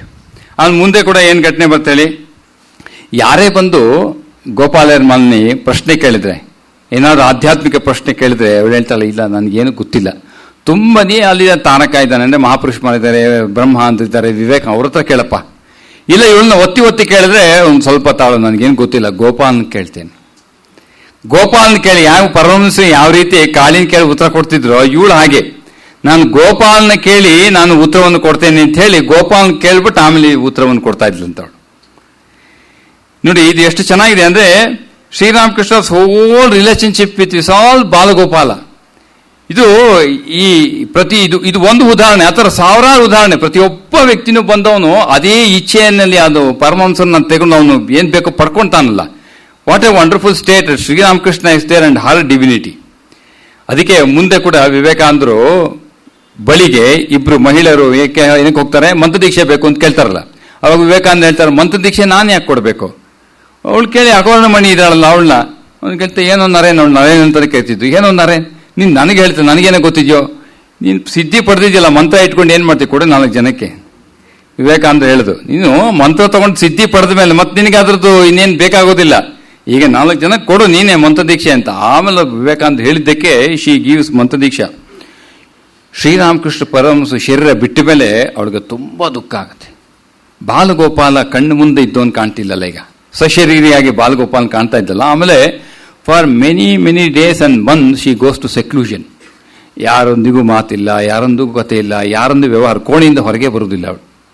ಯಾಕೆ? ಅವಳಿಗೆ ಶ್ರೀರಾಮಕೃಷ್ಣ ಪರಮಹಂಸ ಶರೀರ ಬಿಟ್ಟಿದ್ದು ದುಃಖ ತಡೆಯಲಾರದೆ ಅವಳು ಏಕಾಂತದಲ್ಲಿ ಸಾಕಷ್ಟು ವರ್ಷಗಳೋ ಏನೋ ಕಳೆದು ಬಿಡ್ತಾಳೆ. ಆಮೇಲೆ ಇನ್ನೊಂದು ದೃಷ್ಟಿಯಿಂದ ಇನ್ನೊಂದೇನಾಗುತ್ತೆ, ನರೇನ್ ಶರೀರ ಬಿಡ್ತಾನೆ 1902ರಲ್ಲಿ. ಯಾರೋ ಸುದ್ದಿ ಹೇಳ್ತಾರೆ, ನರೇಂದ್ರನಾಥ ಕೂಡ ಶರೀರ ಬಿಟ್ಟ ವಿವೇಕಾನಂದ. ಅವಾಗ ಅವಳಿಗೆ ಜೋರ ಕೂಗ್ಬಿಡ್ತಾಳಂತವಳು. ನರೇಂದ್ರ ಶರೀರ ಬಿಟ್ಟ, ದುಃಖ ತಡ್ಕೊಳಕ್ಕಾಗ ಜೋರ ಕೂಗ್ಬಿಟ್ಟು ಅವಳಿಗೆ ಆ ಕೂಗಿದ್ದು ಮೂರ್ಛೆ ತಪ್ಪಿ ಕೆಳಗೆ ಬಿದ್ಲವಳು. ಆ ದುಃಖ ತಡಿಲಾರದೆ ನರೇಂದ್ರ ಹೋಗಿದ್ದಾನೆ ಅಂತ ತಲೆ ತಿರುಗಿ ಬಿದ್ದು ಕೆಳಗಡೆ ಬಿದ್ದು ಕೈ ಮುರಿದು ಹೋಗುತ್ತೆ. ಅವಾಗ ಈ ಶಾರದಾಂಜಿಗೆ ಗೊತ್ತಾಗಿ ಅವ್ರೇನ್ ಮಾಡ್ತಾಳೆ, ಒಬ್ಬ ಸೇವಕಿಯನ್ನ ಕಳಿಸ್ಕೊಡ್ತಾಳೆ. ಸೇವೆಗೆ ಅವಳು ಕೈ ಮುರಿದೋಗಿದೆ, ಅಡುಗೆ ಮಾಡ್ಕೊಳಕ್ಕಾಗಲ್ಲ. ಇವಳ ಜೊತೆ ಬಂದು ಶಾರದಾಂಜಿ ಒಬ್ಳು ಸೇವೆಗೆ ಬರ್ತಾಳೆ. ಅವಳು ಹೇಳ್ತಾಳೆ, ನೋಡಪ್ಪ ನನ್ನ ಜೊತೆ ಇರೋದು ತುಂಬಾ ಕಷ್ಟ, ಹಾಸಿಗೆ ಮಂಚ ದಿಂಬು ಇಲ್ಲ, ನೆಲದ ಮೇಲೆ ಮಲ್ಗೋಳ. ಕೃಷ್ಣನ್ಗೂ ಕೂಡ ಕೈ ಕೊಡ್ತಾಳಲ್ಲ ದಿಂಬಿಲ್ಲ ಅಂತ. ಕೃಷ್ಣ ಕೇಳ್ತಾನೆ ದಿಂಬು ಕೊಡುವಂತ, ದಿಂಬಿಲ್ಲ ನನ್ನ ಕೈಗೆ ದಿಂಬಿಟ್ಕೊ, ಬೆಳಗ್ಗೆ ಅವಳೆ ಅಂತ ತಂದ್ಕೊಡ್ತೀನಿ ಒಂದು ಒಳ್ಳೆ ದಿಂಬು ಅಂತ. ಈಗ ಇವಳಿಗೆ ಅದಕ್ಕೆ ಅವಳು ಇನ್ನೊಂದು ಕೋಣೆಯಲ್ಲಿ ಒಂದು ವ್ಯವಸ್ಥೆಯನ್ನು ಮಾಡ್ತಾಳೆ. ಅವಳು ಹೇಳ್ತಾಳೆ, ನೀವೇನು ಭಯ ಪಡ್ಕೊಬಿಡಿ. ಅವಳು ಹೇಳ್ತಾಳೆ, ಇಲ್ಲಿ ಸಾಕಷ್ಟು ದೇವಭೂತಗಳು ಸುತ್ತಲೂ ಇದ್ದಾವೆ, ರಾತ್ರಿ ನಿನಗೆ ಏನಾದ್ರು ವಿಚಿತ್ರವಾದ ಶಬ್ದ ಬಂದ್ರೆ ಪರಮಾತ್ಮನ ನಾಮಸ್ಮರಣೆ ಮಾಡೋಷ್ಟು, ಏನು ಹೆದರ್ಕೋಬೇಡ ಅಂತ. ಇವಳು ಒಬ್ಬಳೇ ಆ ಮಹಿಳೆ ಆ ಅವಸ್ಥೆಯಲ್ಲಿರ್ತಾಳೆ. ಕೊನೆಗೆ ಇವಳು ನೋಡ್ಲಿಕ್ಕೆ ಯಾರು ಬರ್ತಾರೆ ಗೊತ್ತು? ಶ್ರೀಮಾತೆ ಶಾರದಾದೇವಿಯವರು ಕೂಡ ಹೋಗ್ತಾಳೆ. ಇವಳು ತುಂಬಾ ಅನಾರೋಗ್ಯ, ಅದಕ್ಕೋಸ್ಕರ ಮಾತೆಯವರು ಇವಳು ದರ್ಶನಕ್ಕೆ ಹೋದಾಗ ಇವಳು ಶ್ರೀಮಾತೆನ ಆಶ್ಚರ್ಯ ಏನ್ ಗೊತ್ತೇನು, ಮಾತೆಯನ್ನೂ ಕರೆಯೋದು ಗೋಪಾಲ ಅಂತ. ಅವಳು ಈ ಪುರುಷ ಸ್ತ್ರೀ ಭೇದ ಬರಲ್ಲ ಇಲ್ಲಿ. ಅವಳೇ ಅದಕ್ಕೆ ಹೇಳ್ತಾರೆ, ಯಾವ ಪರಮಹಂಸರನ್ನ ಗೋಪಾಲ ಅಂತ ಕರಿತಿದ್ರು, ಮಾತೆಯನ್ನು ಗೋಪಾಲ ಅಂತ ಕರಿತಿದ್ರು. ಅದಕ್ಕೆ ಅವಳು ಏನ್ ಹೇಳ್ತಾಳೆ ಗೊತ್ತೇನೋ, ಏ ಗೋಪಾಲ, ಎಷ್ಟೋ ಸಲ ನಿನ್ನನ್ನು ನನ್ನ ತೊಡೆ ಮೇಲೆ ಇಟ್ಕೊಂಡಿದ್ದೇನೆ, ಇವತ್ತು ನೀನು ನಿನ್ನ ತೊಡೆ ಮೇಲೆ ನನ್ನ ತಲೆಯನ್ನು ಇಟ್ಕೋ ಅಂತ. ಅವಾಗ ಶ್ರೀಮಾತೆ ಅವಳ ಪಕ್ಕದಲ್ಲಿ ಹೋಗಿ ಮಲಗಿರ್ತಾಳ, ಹೋಗಿ ಕೂತ್ಕೊಂಡು ಅವಳ ತಲೆಯನ್ನ ಇವಳು ತೊಡೆ ಮೇಲೆ ಇಟ್ಕೊಂಡು ಶ್ರೀಮಾತೆ ಅವಳ ಸಮಾಧಾನ ಮಾಡಿ ಸವರಿಸಿ ಬರ್ತಾಳೆ. ಕೊನೆಗೆ ಶರೀರ ಬಿಡೋ ಹೊತ್ತಿಗೂ ಕೂಡ ಇವರು actually sister Nivedita was very much inspired. ವಿವೇಕಾನಂದರು, ಸಿಸ್ಟರ್ ನಿವೇದಿತಾ, ಸಾರಾ ಓಲೆಬಲ್ಲು ಮತ್ತೆ ಬಹುಶಃ ಇನ್ನೊಬ್ರು 3 ಜನ ಮಹಿಳೆಯರು ಕಾಮಾರಹಾಟಿನಲ್ಲಿ ಗೋಪಾಲೇರ್ಮಾನ್ ನೋಡ್ಲಿಕ್ಕೆ ಹೋಗ್ತಾರೆ. ದೇವರ್ ಆಲ್ ಹೈಲಿ ಇನ್ಸ್ಪೈರ್ಡ್. ಆಮೇಲೆ ಅವಳು ಕೊನೆಗೆ ಗೋಪಾಲ್ಮ ಶರೀರ ಬಿಡಬೇಕಾದ್ರೂ Nivedita was she took her to Bagbazar, ಅವಳ ಮನೆಗೆ ಕರ್ಕೊಂಡು ಹೋಗಿ ಶುಶ್ರೂಷೆಯನ್ನು ಮಾಡ್ತಾಳೆ. ಕೊನೆಗೆ ಅವಳು ಗಂಗೆಯನ್ನು ಬಿಟ್ಟು ಶರೀರ ಬಿಡೋ ಹೊತ್ತಿಗೆ ಎಲ್ಲ ಹೆಚ್ಚಿನ ಸ್ವಾಮಿಗಳು ಬ್ರಹ್ಮಚಾರಿಗಳು ಅವಳ ಪಕ್ಕ ನಿಂತ್ಕೊಂಡು ನಾರಾಯಣ ಸ್ಮರಣೆಯನ್ನು ಮಾಡಿ ಶರೀರನ ಬಿಟ್ಕೊಡ್ತಾಳೆ. ಇವಳು ಶರೀರ ಬಿಟ್ಟ ಮೇಲೆ ಅವಳು ಉಪಯೋಗಿಸ್ತಿದ್ದಲ್ಲ ಆ ಜಪಮಣಿ. ಆ ಜಪಮಣಿ, so Nivedita was very much inspired. ಅದಕ್ಕೆ ಅವಳು ಏನ್ ಮಾಡಿದ್ಲು, ಆ ಜಪಮಣಿ ಅವಳು ಎತ್ಕೊಂಡು ಹೋದ್ಲು ನಿವೇದಿತಾ. ಆಮೇಲೆ ಅವಳು ಕೋಣೆಯಲ್ಲಿ ಇತ್ತಲ್ಲ ಶ್ರೀರಾಮಕೃಷ್ಣ ಒಂದೇ ಒಂದು ಫೋಟೋ ಇಟ್ಕೊಂಡಿದ್ದವಳು, ಅವಳೇ ಬಾಲಗೋಪಾಲ. ಅವಳಿಗೆ ಆಮೇಲೆ ಪರಮಹಂಸರ ಸಂಪರ್ಕ ಬಂದ್ಮೇಲೆ ಅವನೇ ಎಲ್ಲ. ಅದು ಇವತ್ತು ನೀವು ಬೇಲೂರು ಮಠಕ್ಕೆ ಹೋದ್ರೆ ಶ್ರೀಮಾತೆ ಶಾರದಾ ದೇವಿಯರ ಮಂದಿರ ಇದೆಯಲ್ಲ, ಆ ಮಂದಿರದ ಪೀಠದ ಬಗ್ಗೆ ರಾಮಕೃಷ್ಣ ಒಂದು ಛಾಯಾಚಿತ್ರ ಇದೆ, ಅದು ಗೋಪಾಲೇರ್ಮ ಉಪಯೋಗಿಸಿದ್ದು. ಅದನ್ನ ಅಲ್ಲಿ ಇಟ್ಟಿದ್ದಾರೆ. ನೀವು ಹೋಗಿ ನೋಡಿದ್ರೆ ಅಲ್ಲಿ ಒಂದು ಸಣ್ಣ ಪಕ್ಕದಲ್ಲಿದೆ. ಅದಕ್ಕೆ ನೋಡಿ,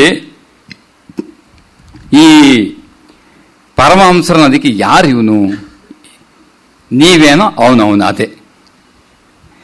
ಅವನು ಯಾರು ಅಂತ ಹೆಂಗೆ ವರ್ಣನೆ ಮಾಡೋದು? ನಾನು ಈಗ ಮನುಷ್ಯನ, ಅವನು ಮನುಷ್ಯ. ಅದಕ್ಕೆ ವಿವೇಕಾನಂದ ಬಹಳ ಚೆನ್ನಾಗಿ ಸರಳವಾಗಿ ಹೇಳ್ತಾರೆ, how can a cat meditate on God or a cow? A cat thinks God as a very big cat. A cow can meditate on a God thinking that it's a very big cow which can give 1000 liters of milk. ಎಷ್ಟು ಚೆನ್ನಾಗಿ ಹೇಳ್ತಾರೆ ವಿವೇಕಾನಂದರು. ಅದಕ್ಕೆ ಈಗ ನನ್ನಲ್ಲಿ ಮನುಷ್ಯ ಭಾವನೆಗಳು, ಮನುಷ್ಯ ಪ್ರಚೋದನೆಗಳು, ಮನುಷ್ಯನ ಕಲ್ಪನೆಗಳಿದ್ದಾಗ ಪರಮಹಂಸನು ಮಾನವನೇ. ನಿನ್ನ ಮಟ್ಟ ಸ್ವಲ್ಪ ಮೇಲಕ್ಕೆ ಹೋಯ್ತೋ, ಸೂಕ್ಷ್ಮ ರೂಪದಲ್ಲಿ ಬಂತೋ, ಅವನು ನಿನ್ನ ಮನಸ್ಸಿನ ಇಚ್ಛೆ ಅಥವಾ ನಿನ್ನ ಮನಸ್ಸಿನ ಆಳದ ಒಂದು ಆಧಾರ, ಅಥವಾ ಅವನು ಒಂದು ವಿಶ್ವ ಚೈತನ್ಯ ನೀನು ಭಾವಿಸಲಿಕ್ಕಾದ್ರೆ ನೀನು ಕೂಡ ಆ ವಿಶ್ವ ಚೈತನ್ಯದ ಒಂದು ಕಿಡಿ. ಇನ್ನೂ ಮಟ್ಟಕ್ಕೆ ನೀನು ಭಾವನೆಗಳ ಮೂಲಕ ಹೋದ್ರೆ ಅವನು ಆ ಭಾವನೆ ವಾತ್ಸಲ್ಯ. ಇವಳು ನೋಡು, ಇದ್ದದ್ದು ವಾತ್ಸಲ್ಯ ಭಾವದ ಸಾಧನೆ. ಅಘೋರಮಣಿ ದೇವಿದು ವಾತ್ಸಲ್ಯ ಭಾವದ ಸಾಧನೆ. ಅದೇ ಅವನು ಆಗ್ಲೇ ವಾತ್ಸಲ್ಯ ಭಾವದಲ್ಲಿ ಬಾಲರಾಮನನ್ನ ಪೂಜಿಸಿದ್ದ. ಅವನು ಸಾಧಕನ ಅವಸ್ಥೆಯಲ್ಲಿ ಅವನು ರಾಮಲಾಲನಿಗೆ ಇದೇ ಸಂಬಂಧ ಇಟ್ಕೊಂಡು ಇದೇ ರೀತಿ ವ್ಯವಹಾರವನ್ನು ಮಾಡಿಸಿ ಸಿದ್ಧನಾಗಿ ನಿಂತಿದ್ದ. ಅದಕ್ಕೆ ನೋಡಿ, ಸಾಧನೆ ಅವಸ್ಥೆಯಲ್ಲಿ ಅವನು ಎಷ್ಟು ಬೇಗ ಎಲ್ಲ ಸಾಧನೆಯನ್ನು ಮುಗಿಸಿ ಹೊರಟೋಗ್ತಾನೆ ಅಂತಂದ್ರೆ 12 ವರ್ಷದಲ್ಲಿ ಎಲ್ಲ ಭಾವಗಳು ಮುಗಿದೋಯ್ತು. ಯಾವುದೇ ಭಾವದಲ್ಲಿ, ಈಗ ಮಾಸ್ಟರ್ ಮಹರ್ಷಿ ಬಂದ, ಕಾಳಿಯನ್ನ ಕಂಡ. ರಾಮ ಬಂದ, ರಾಮಚಂದ್ರ ದತ್ತ ರಾಮನನ್ನ ಕಂಡ. ಇವನು ವಾತ್ಸಲ್ಯ, ದಾಸ್ಯ, ಸಖ್ಯ, ಮಧುರ ಯಾವ ಭಾವನೆಯಲ್ಲಿ ನೀವು ಅವನ ಸಂಪರ್ಕಕ್ಕೆ ಹೋಗ್ತಿರೋ ನೀವು ಆ ಭಾವನೆಯಲ್ಲಿ ಅವನ ಜಾಗೃತಿಯನ್ನು ಉಂಟು ಮಾಡ್ತಾರೆ. ಅದಕ್ಕೋಸ್ಕರನೇ ಸಂಬಂಧ ಮುಖ್ಯ ಅಂತ ಹೇಳ್ತಿರೋದು. ಈಗ ನೀನು ಏನು ಸಂಬಂಧ ಇಲ್ಲ, ಅದು ನಿಕಟತೆ ಬಂದು ಅದು ಉದ್ದೀಪನ ಆಗ್ಲಿಕ್ಕೆ, ಉತ್ಕಟೆ ಇಚ್ಛೆ ಬರಲಿಕ್ಕೆ ಹೇಗೆ ಸಾಧ್ಯ? ಅದಕ್ಕೆ ಶ್ರೀರಾಮಕೃಷ್ಣ ಹೇಳಿದ್ ನೋಡಪ್ಪ, ಮೊದಲು ಇಚ್ಛೆ ಇಟ್ಕೋ, ಪರಮಾತ್ಮ ಬೇಕು ಎಂಬ ಇಚ್ಛೆ. ಆಮೇಲೆ ಯಾವ ರೀತಿ ನೋಡಬೇಕು ಎಂಬ ಇಚ್ಛೆ, ಆಮೇಲೆ ಸಂಬಂಧ, ಆಮೇಲೆ ಅದು ನಿಕಟ ಆಗ್ತಿದ್ದಂಗೆ ಆ ಭಾವ ನಿನ್ನಲ್ಲೂ ಸ್ವಲ್ಪ ಸ್ವಲ್ಪನೇ ಜಾಗೃತ ಆಗಿ ನೀನು ಯಾವ ಮಟ್ಟಕ್ಕೆ ಹೋಗ್ತಿರ್ತೀಯೋ ಆ ಮಟ್ಟಕ್ಕೆ ಮೇಲೆ ಮೇಲೆ ಮೇಲೆ ಹೋಗಿ ಅವನ ಒಂದು ಅದೇ ಆ ಡಿವೈನ್ ಕಾನ್ಷಿಯಸ್ನೆಸ್, ಅದು ಅವನು ಭಾವಮುಖದ ಅವಸ್ಥೆಯಲ್ಲಿ ಅಥವಾ ಪರಮಹಂಸ ಅವತಾರ ತತ್ವ ಆ ಲೀಲೆಯಲ್ಲಿ ನಿನ್ನ ಒಂದು ಸಂಪರ್ಕ ಬಂದು you also will grow and light goes on reflecting more and more and more and more till we attain perfection in this life. ಅದೇ ತಾನು ನಮ್ಮ ಲೀಲಾ ಪ್ರಸಂಗದ ಪ್ರಯೋಜನ. ನಾವು ಅಲ್ಲಿಂದ ಶುರು ಮಾಡಿದ್ದು ಅಧಿಕಾರ ಸಂಬಂಧ, ಅಧಿಕಾರಿ ವಿಷಯ ಪ್ರಯೋಜನ ಸಂಬಂಧ, ಅಥವಾ ಸಂಬಂಧ ಮೇಲೆ ಹಾಕಿ ಪ್ರಯೋಜನ ಕೆಳಗೆ ಹೇಳ್ಬೋದು. ಅದರಿಂದ ನಾವು ಉಪನ್ಯಾಸ ಶುರು ಮಾಡೋದಕ್ಕೆ ಎಷ್ಟೋ ಇದು ಈ ಕ್ರಮನೆಲ್ಲ ನಾನು ಯಾಕೆ ಹೇಳಿದ್ದು ಅಂತಂದ್ರೆ, ಒಂದು ಅಧ್ಯಯನ ಅಂತಂದ್ರೆ ಮಿನಿಮಮ್ ಕ್ವಾಲಿಫಿಕೇಶನ್ ಇಸ್ ದಿಸ್. ನಾನು ಏನು ತಿಳಿಯಾಗಿ ಹೇಳಿದ್ನೋ this is the minimum qualification. ಇಷ್ಟಿಲ್ಲ ಆದರೆ ಇದನ್ನು ಅಧ್ಯಯನ ಅಂತ ಕರೆಯೋಲ್ಲ. ನಾನು ಹೇಳ್ತಾರೆ this is the first step of svadhyaya. ಇದೇ ನಮಗೆ ಕಷ್ಟ ಅಂತ ನಮ್ಗೆ ಅನಿಸ್ತಾ ಇದ್ರೆ ಅದಕ್ಕೆ ಹೇಳಿದೆ ಟೇಕ್ ರಿಕೋರ್ಸ್ ಟು ಜಪ, ಟೇಕ್ ರಿಕೋರ್ಸ್ ಟು ಪಾರಾಯಣ, ಟೇಕ್ ರಿಕೋರ್ಸ್ ಟು ಸರ್ವಿಂಗ್ ಅದರ್ಸ್. ಇದನ್ನು ಮಾಡಿ ಸ್ವಲ್ಪ ಚಿತ್ತಶುದ್ಧಿಯನ್ನು ಉಂಟು ಮಾಡಿಕೊಂಡು ಧ್ಯಾನಕ್ಕೆ ಹವಣ ಆಗ್ಬೇಕು. ಮನಸ್ಸು ಜಪದಿಂದ ಧ್ಯಾನಕ್ಕೆ ಹೋಗ್ಬೇಕು. ಅದು ಕಷ್ಟ ಇದೆ, ಒಪ್ಕೊಂತೇನೆ. ಆದರೂ ಕೂಡ ಮನಸ್ಸು ಅಲ್ಲಿಗೇ ಹೋಗಬೇಕು, ಅಲ್ಲಿಂದ ಕೆಳಗಡೆ ಬರಬಾರ್ದು. ಅವಾಗ ಮಾತ್ರನೇ ಮನುಷ್ಯನಲ್ಲಿ ಕೆಲವು ಮೂಲಭೂತ ಆಸೆಗಳು ಕಡಿಮೆ ಆಗಲಿಕ್ಕೆ ಪ್ರಾರಂಭ ಆಗೋದು. ಅಲ್ಲಿವರೆಗೂ ನೀವೇನು ಪ್ರಯತ್ನ ಪಟ್ಟರು ಮನಸ್ಸಿನ ಆಸೆಗಳನ್ನು ತೆಗೆದು ಹಾಕ್ಲಿಕ್ಕೆ ಸುಮ್ಮನೆ ಹೋರಾಟ ಮಾಡಿ ಗುದ್ದಾಟ ಮಾಡಬೇಡಿ. ಅದ್ರ ಪಾಡಿಗೆ ಅದಿರಲಿ, ನಿಮ್ಮ ಪಾಡಿಗೆ ನೀವಿರಿ. There is no other way. ಅದ್ರ ಜೊತೆ ಗುದ್ದಾಡೋ ಉಪಯೋಗ ಇಲ್ಲ. ಅದ್ರ ಪಾಡಿಗೆ ಅದು ಆಸೆ ನನ್ನ ಜೊತೆಗೆ ಇರ್ತದೆ, ಏನು ಮಾಡೋಕ್ಕಾಗಲ್ಲ. ಅದು ಶರೀರ ಹೊಟ್ಟ ಮೇಲೆ ಅದು ವ್ಯವಸ್ಥೆ ಆಗಿನೇ. ಅದು ಅವತಾರ ಮತ್ತೆ ಬೇರೆ ವಿಚಾರ, ಬೇರೆ ವಿಚಾರ. ನಾವು ಶರೀರ ಹೊತ್ಕೊಂಡು ನಾನು ಉದಾಹರಣೆ ಕೊಡೋದು, ಉಪ್ಪು ಹುಳಿ ಖಾರ ತಿಂದಂತ ಶರೀರ, ಉಪ್ಪು ಹುಳಿ ಖಾರದ ಆಸೆಗಳು ಬರಲ್ವೇ? ಹುಳಿ ಹಿಂಡೋದು ಅಂದ್ರೆ ಜಲಸಿ. ಲಿಂಬೆಹಣ್ಣು ಉಪ್ಪಿನಕಾಯಿ ತಿಂದ್ಮೇಲೆ ನಮ್ಮಲ್ಲಿ ಹೊಟ್ಟೆ ಕಿಚ್ಚು ಬರಲ್ವೇನು? ಆಕ್ಚುಲಿ ಹೊಟ್ಟೆ ಕಿಚ್ಚು ಗೊತ್ತಾಗಬೇಕು ಅಂತ ಸಂಸಾರದಲ್ಲಿ ಸಂಸಾರದಲ್ಲಿ ಚಿಕ್ಕ ಚಿಕ್ಕದಾಗಿ ಬರುತ್ತೆ. ನೀವು ಸ್ವಲ್ಪ ಸಮಾಜದಲ್ಲಿ ನಿಂತಾಗ ಮಾತ್ರ ನಿಮ್ಗೆ ಎಷ್ಟು ಮಟ್ಟಿಗೆ ಹೊಟ್ಟೆ ಕಿಚ್ಚಿದೆ ಅಂತ ಗೊತ್ತಾಗುತ್ತೆ. ಇಲ್ಲಾಂದ್ರೆ ಗೊತ್ತಾಗೋದಿಲ್ಲ. We cannot digest somebody else. ನಾವು ಡೈಜೆಸ್ಟ್ ಮಾಡ್ಕೋಬೇಕಂದ್ರೆ you should go to the world and understand people. ನಾವು ಇದ್ದಾಗ ಒಬ್ರು ಇಬ್ರು ಇದ್ದಾಗ ಗೊತ್ತಾಗೋದಿಲ್ಲ. ಆಕ್ಚುಲಿ ಜೊತೆಗಿರ್ಬೇಕು, ಅದು ಕೂಡ ಜೊತೆಗಿರ್ಬೇಕು. ದೂರ ಇದ್ರೂ ಆಗೋದಿಲ್ಲ. ಸಮಾಜದಲ್ಲಿ ಎಲ್ಲರೊಂದಿಗೆ ಜೊತೆಗಿರ್ಬೇಕು. ನೀವು ಎಷ್ಟು ಮಟ್ಟಿಗೆ ತಿಂದು ತೊಳಕ್ಕಾಗತ್ತೆ ಅಂತ. ಅದಕ್ಕೋಸ್ಕರ ಇದು ಜೊತೆ ಯಾವತ್ತೂ ಅಷ್ಟೇ. ನಾವು ಮನಸ್ಸಿನ ಭಾವನೆಗಳ ಜೊತೆ ಗುದ್ದಾಡೋದು ಏನು ಉಪಯೋಗ ಇಲ್ಲ. ಉತ್ತರದ ಜೊತೆಗೆ ಹೋಗ್ತಾರೆ, ದಕ್ಷಿಣ ತಾನೇ ಹಿಂದೆ ಉಳ್ಕೊಳ್ಳುತ್ತೆ. ನಾವು ಅದಕ್ಕೆ ಹೋರಾಟ ಮಾಡಬೇಕಾದಿಲ್ಲ. ಅದಕ್ಕೆ ಜನ್ಮ ಕರ್ಮಜಿಮೇ ದಿವ್ಯಂ ಯೋ ವೇತಿ ತತ್ವತಃ ತ್ಯಕ್ತ್ವಾ ದೇಹಂ ಪುನರ್ಜನ್ಮ ನೈತಿ ಮಾಮೇತಿ ಸೋರ್ಜುನ. ನನ್ನ ದಿವ್ಯವಾದ ಜನ್ಮ, ನನ್ನ ದಿವ್ಯವಾದ ಕರ್ಮ, ಇವೆರಡನ್ನು ಯಾರು ಅರಿಯುತ್ತಾರೋ ಅವನು ಸತ್ ಮೇಲೆ ಮತ್ತೆ ಹುಟ್ಟೋದಿಲ್ಲ. ಅದೇ ಪರಿಪೂರ್ಣತೆ. ಅಟ್ಲೀಸ್ಟ್ ಶ್ರೀರಾಮಕೃಷ್ಣ ಇನ್ನೊಂಥರ ಹೇಳಿದ್ರು. ಇದಕ್ಕೆ ಏನ್ ಹೇಳಿದ್ರು? ಏನಿಲ್ಲ ಅಂದ್ರೂ ನೀನು ಏನೆಲ್ಲ ಕರ್ಮ ಮಾಡ್ಕೊಂಡು ಹೋಗ್ತಾರಿ ಪರವಾಗಿಲ್ಲ, ಕಡೆ ಪಕ್ಷ ನಾನೇನ್ ಮಾಡ್ತೀನಿ, ನಿನ್ನ ಸಾವಿನ ಸಮಯದಲ್ಲಿ ಬರುತ್ತೇನೆ. ಇದು ಶ್ರೀರಾಮಕೃಷ್ಣ ಆಶ್ವಾಸನೆ. ಕೊನೆಯ ಸಮಯದಲ್ಲಾದ್ರೂ ನಾನು ನಿನ್ನ ಕೈ ಹಿಡಿಲಿಕ್ಕೆ ಬರ್ತೇನೆ.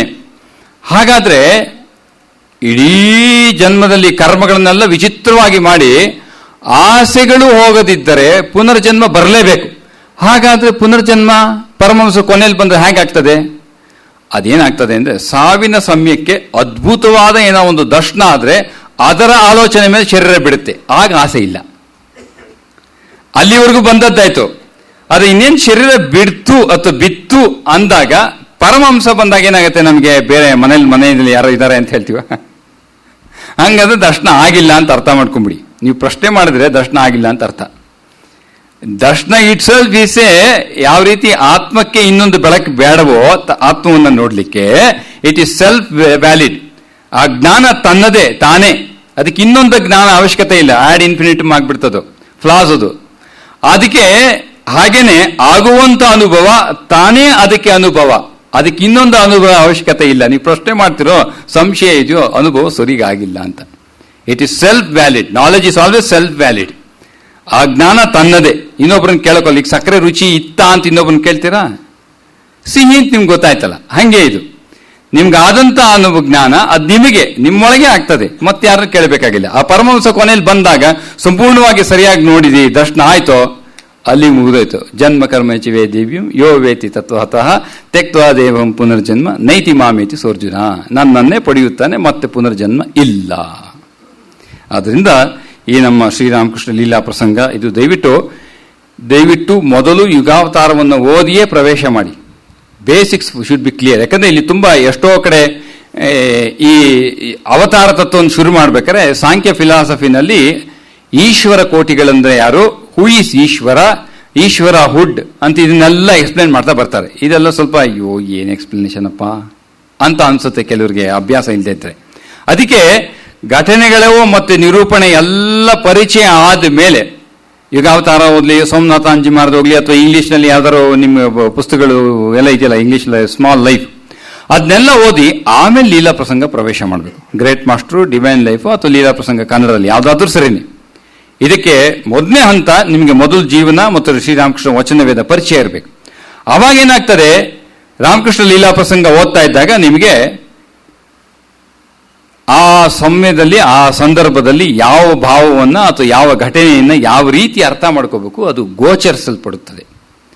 ಇಲ್ಲ ಅಂತಂದ್ರೆ it becomes a mere reading without any inner insights. ಈ should lead to inner insights. ಯಾರು ಸಿಕ್ಕಲ್ಲ ರೀ, ಗುರು ಎಷ್ಟೆಲ್ಲ ಬರ್ಬೇಕು, ಎದುರುಗಡೆ ನಿಂತೆಲ್ಲ ಹೇಳ್ಕತ್ತ, ಎಲ್ಲರೂ ಅದನ್ನೇ ಅಪೇಕ್ಷೆ ಪಡ್ತಾರೆ. ಆಶ್ಚರ್ಯ ಆಗತ್ತಪ್ಪ, ಆ ಥರ ಅಪೇಕ್ಷೆ ಪಡಬಾರ್ದು. ಒಳಗಡೆ ನೋಡಕ್ಕೆ ಪ್ರಯತ್ನ ಪಡಬೇಕು, ಒಳಗಡೆ ಇದ್ದಾನವನು. ಅದರಿಂದ ಇದು ಈ ಲೀಲಾ ಪ್ರಸಂಗಗಳೆಲ್ಲ ಇರ್ತಲ್ಲ, ಇದೆಲ್ಲ ಸೂಚನೆ. ಅದಕ್ಕೆ ಆಫ್ ಆಲ್ ಡಿನಾಮಿನೇಷನ್, ಆಲ್ ಸಾಧಕಾಸ್ of all denomination should shed light. That is the intention for writing Sri Ramakrishna Leela Prasanga. ಅದರಿಂದ ಆ ಒಂದು ಇಚ್ಛೆ ಪರಮಾತ್ಮನ ಕೃಪೆಯಿಂದ ನಮ್ಮ ಜೀವನದಲ್ಲಿ ಆಗಲಿ ಅಂತ ಪ್ರಾರ್ಥನೆಯೊಂದಿಗೆ ನಮ್ಮ 5 ದಿವಸದ ಈ ವಿಚಾರ ವಿನಿಮಯ ಇಲ್ಲಿಗೆ ನಿಲ್ಲಿಸೋಣ. ಓಂ ಶಾಂತಿ ಶಾಂತಿ ಶಾಂತಿ. ಹರಿ ಓಂ ತತ್ಸತ್. ಶ್ರೀರಾಮಕೃಷ್ಣಾರ್ಪಣಮಸ್ತು. ಕೊನೆ ದಿವಸ ತಿಳಿಯಾಗಿರ್ಲಿ ಅಂತ ಹೇಳಿ ಇಷ್ಟಕ್ಕೆ ನಿಲ್ಲಿಸ್ಕೊಂಡು ಇನ್ಯಾವ ಫಿಲಾಸಫಿನೂ ಬೇಡ ಅಂತ. ಯಾಕೆ ನಮ್ಮ ಅಧ್ಯಯನಗಳೇ ಬೇರೆ ರೀತಿ ಆಲೋಚನೆ ಹೋಗ್ತಾ ಇರ್ತದೆ.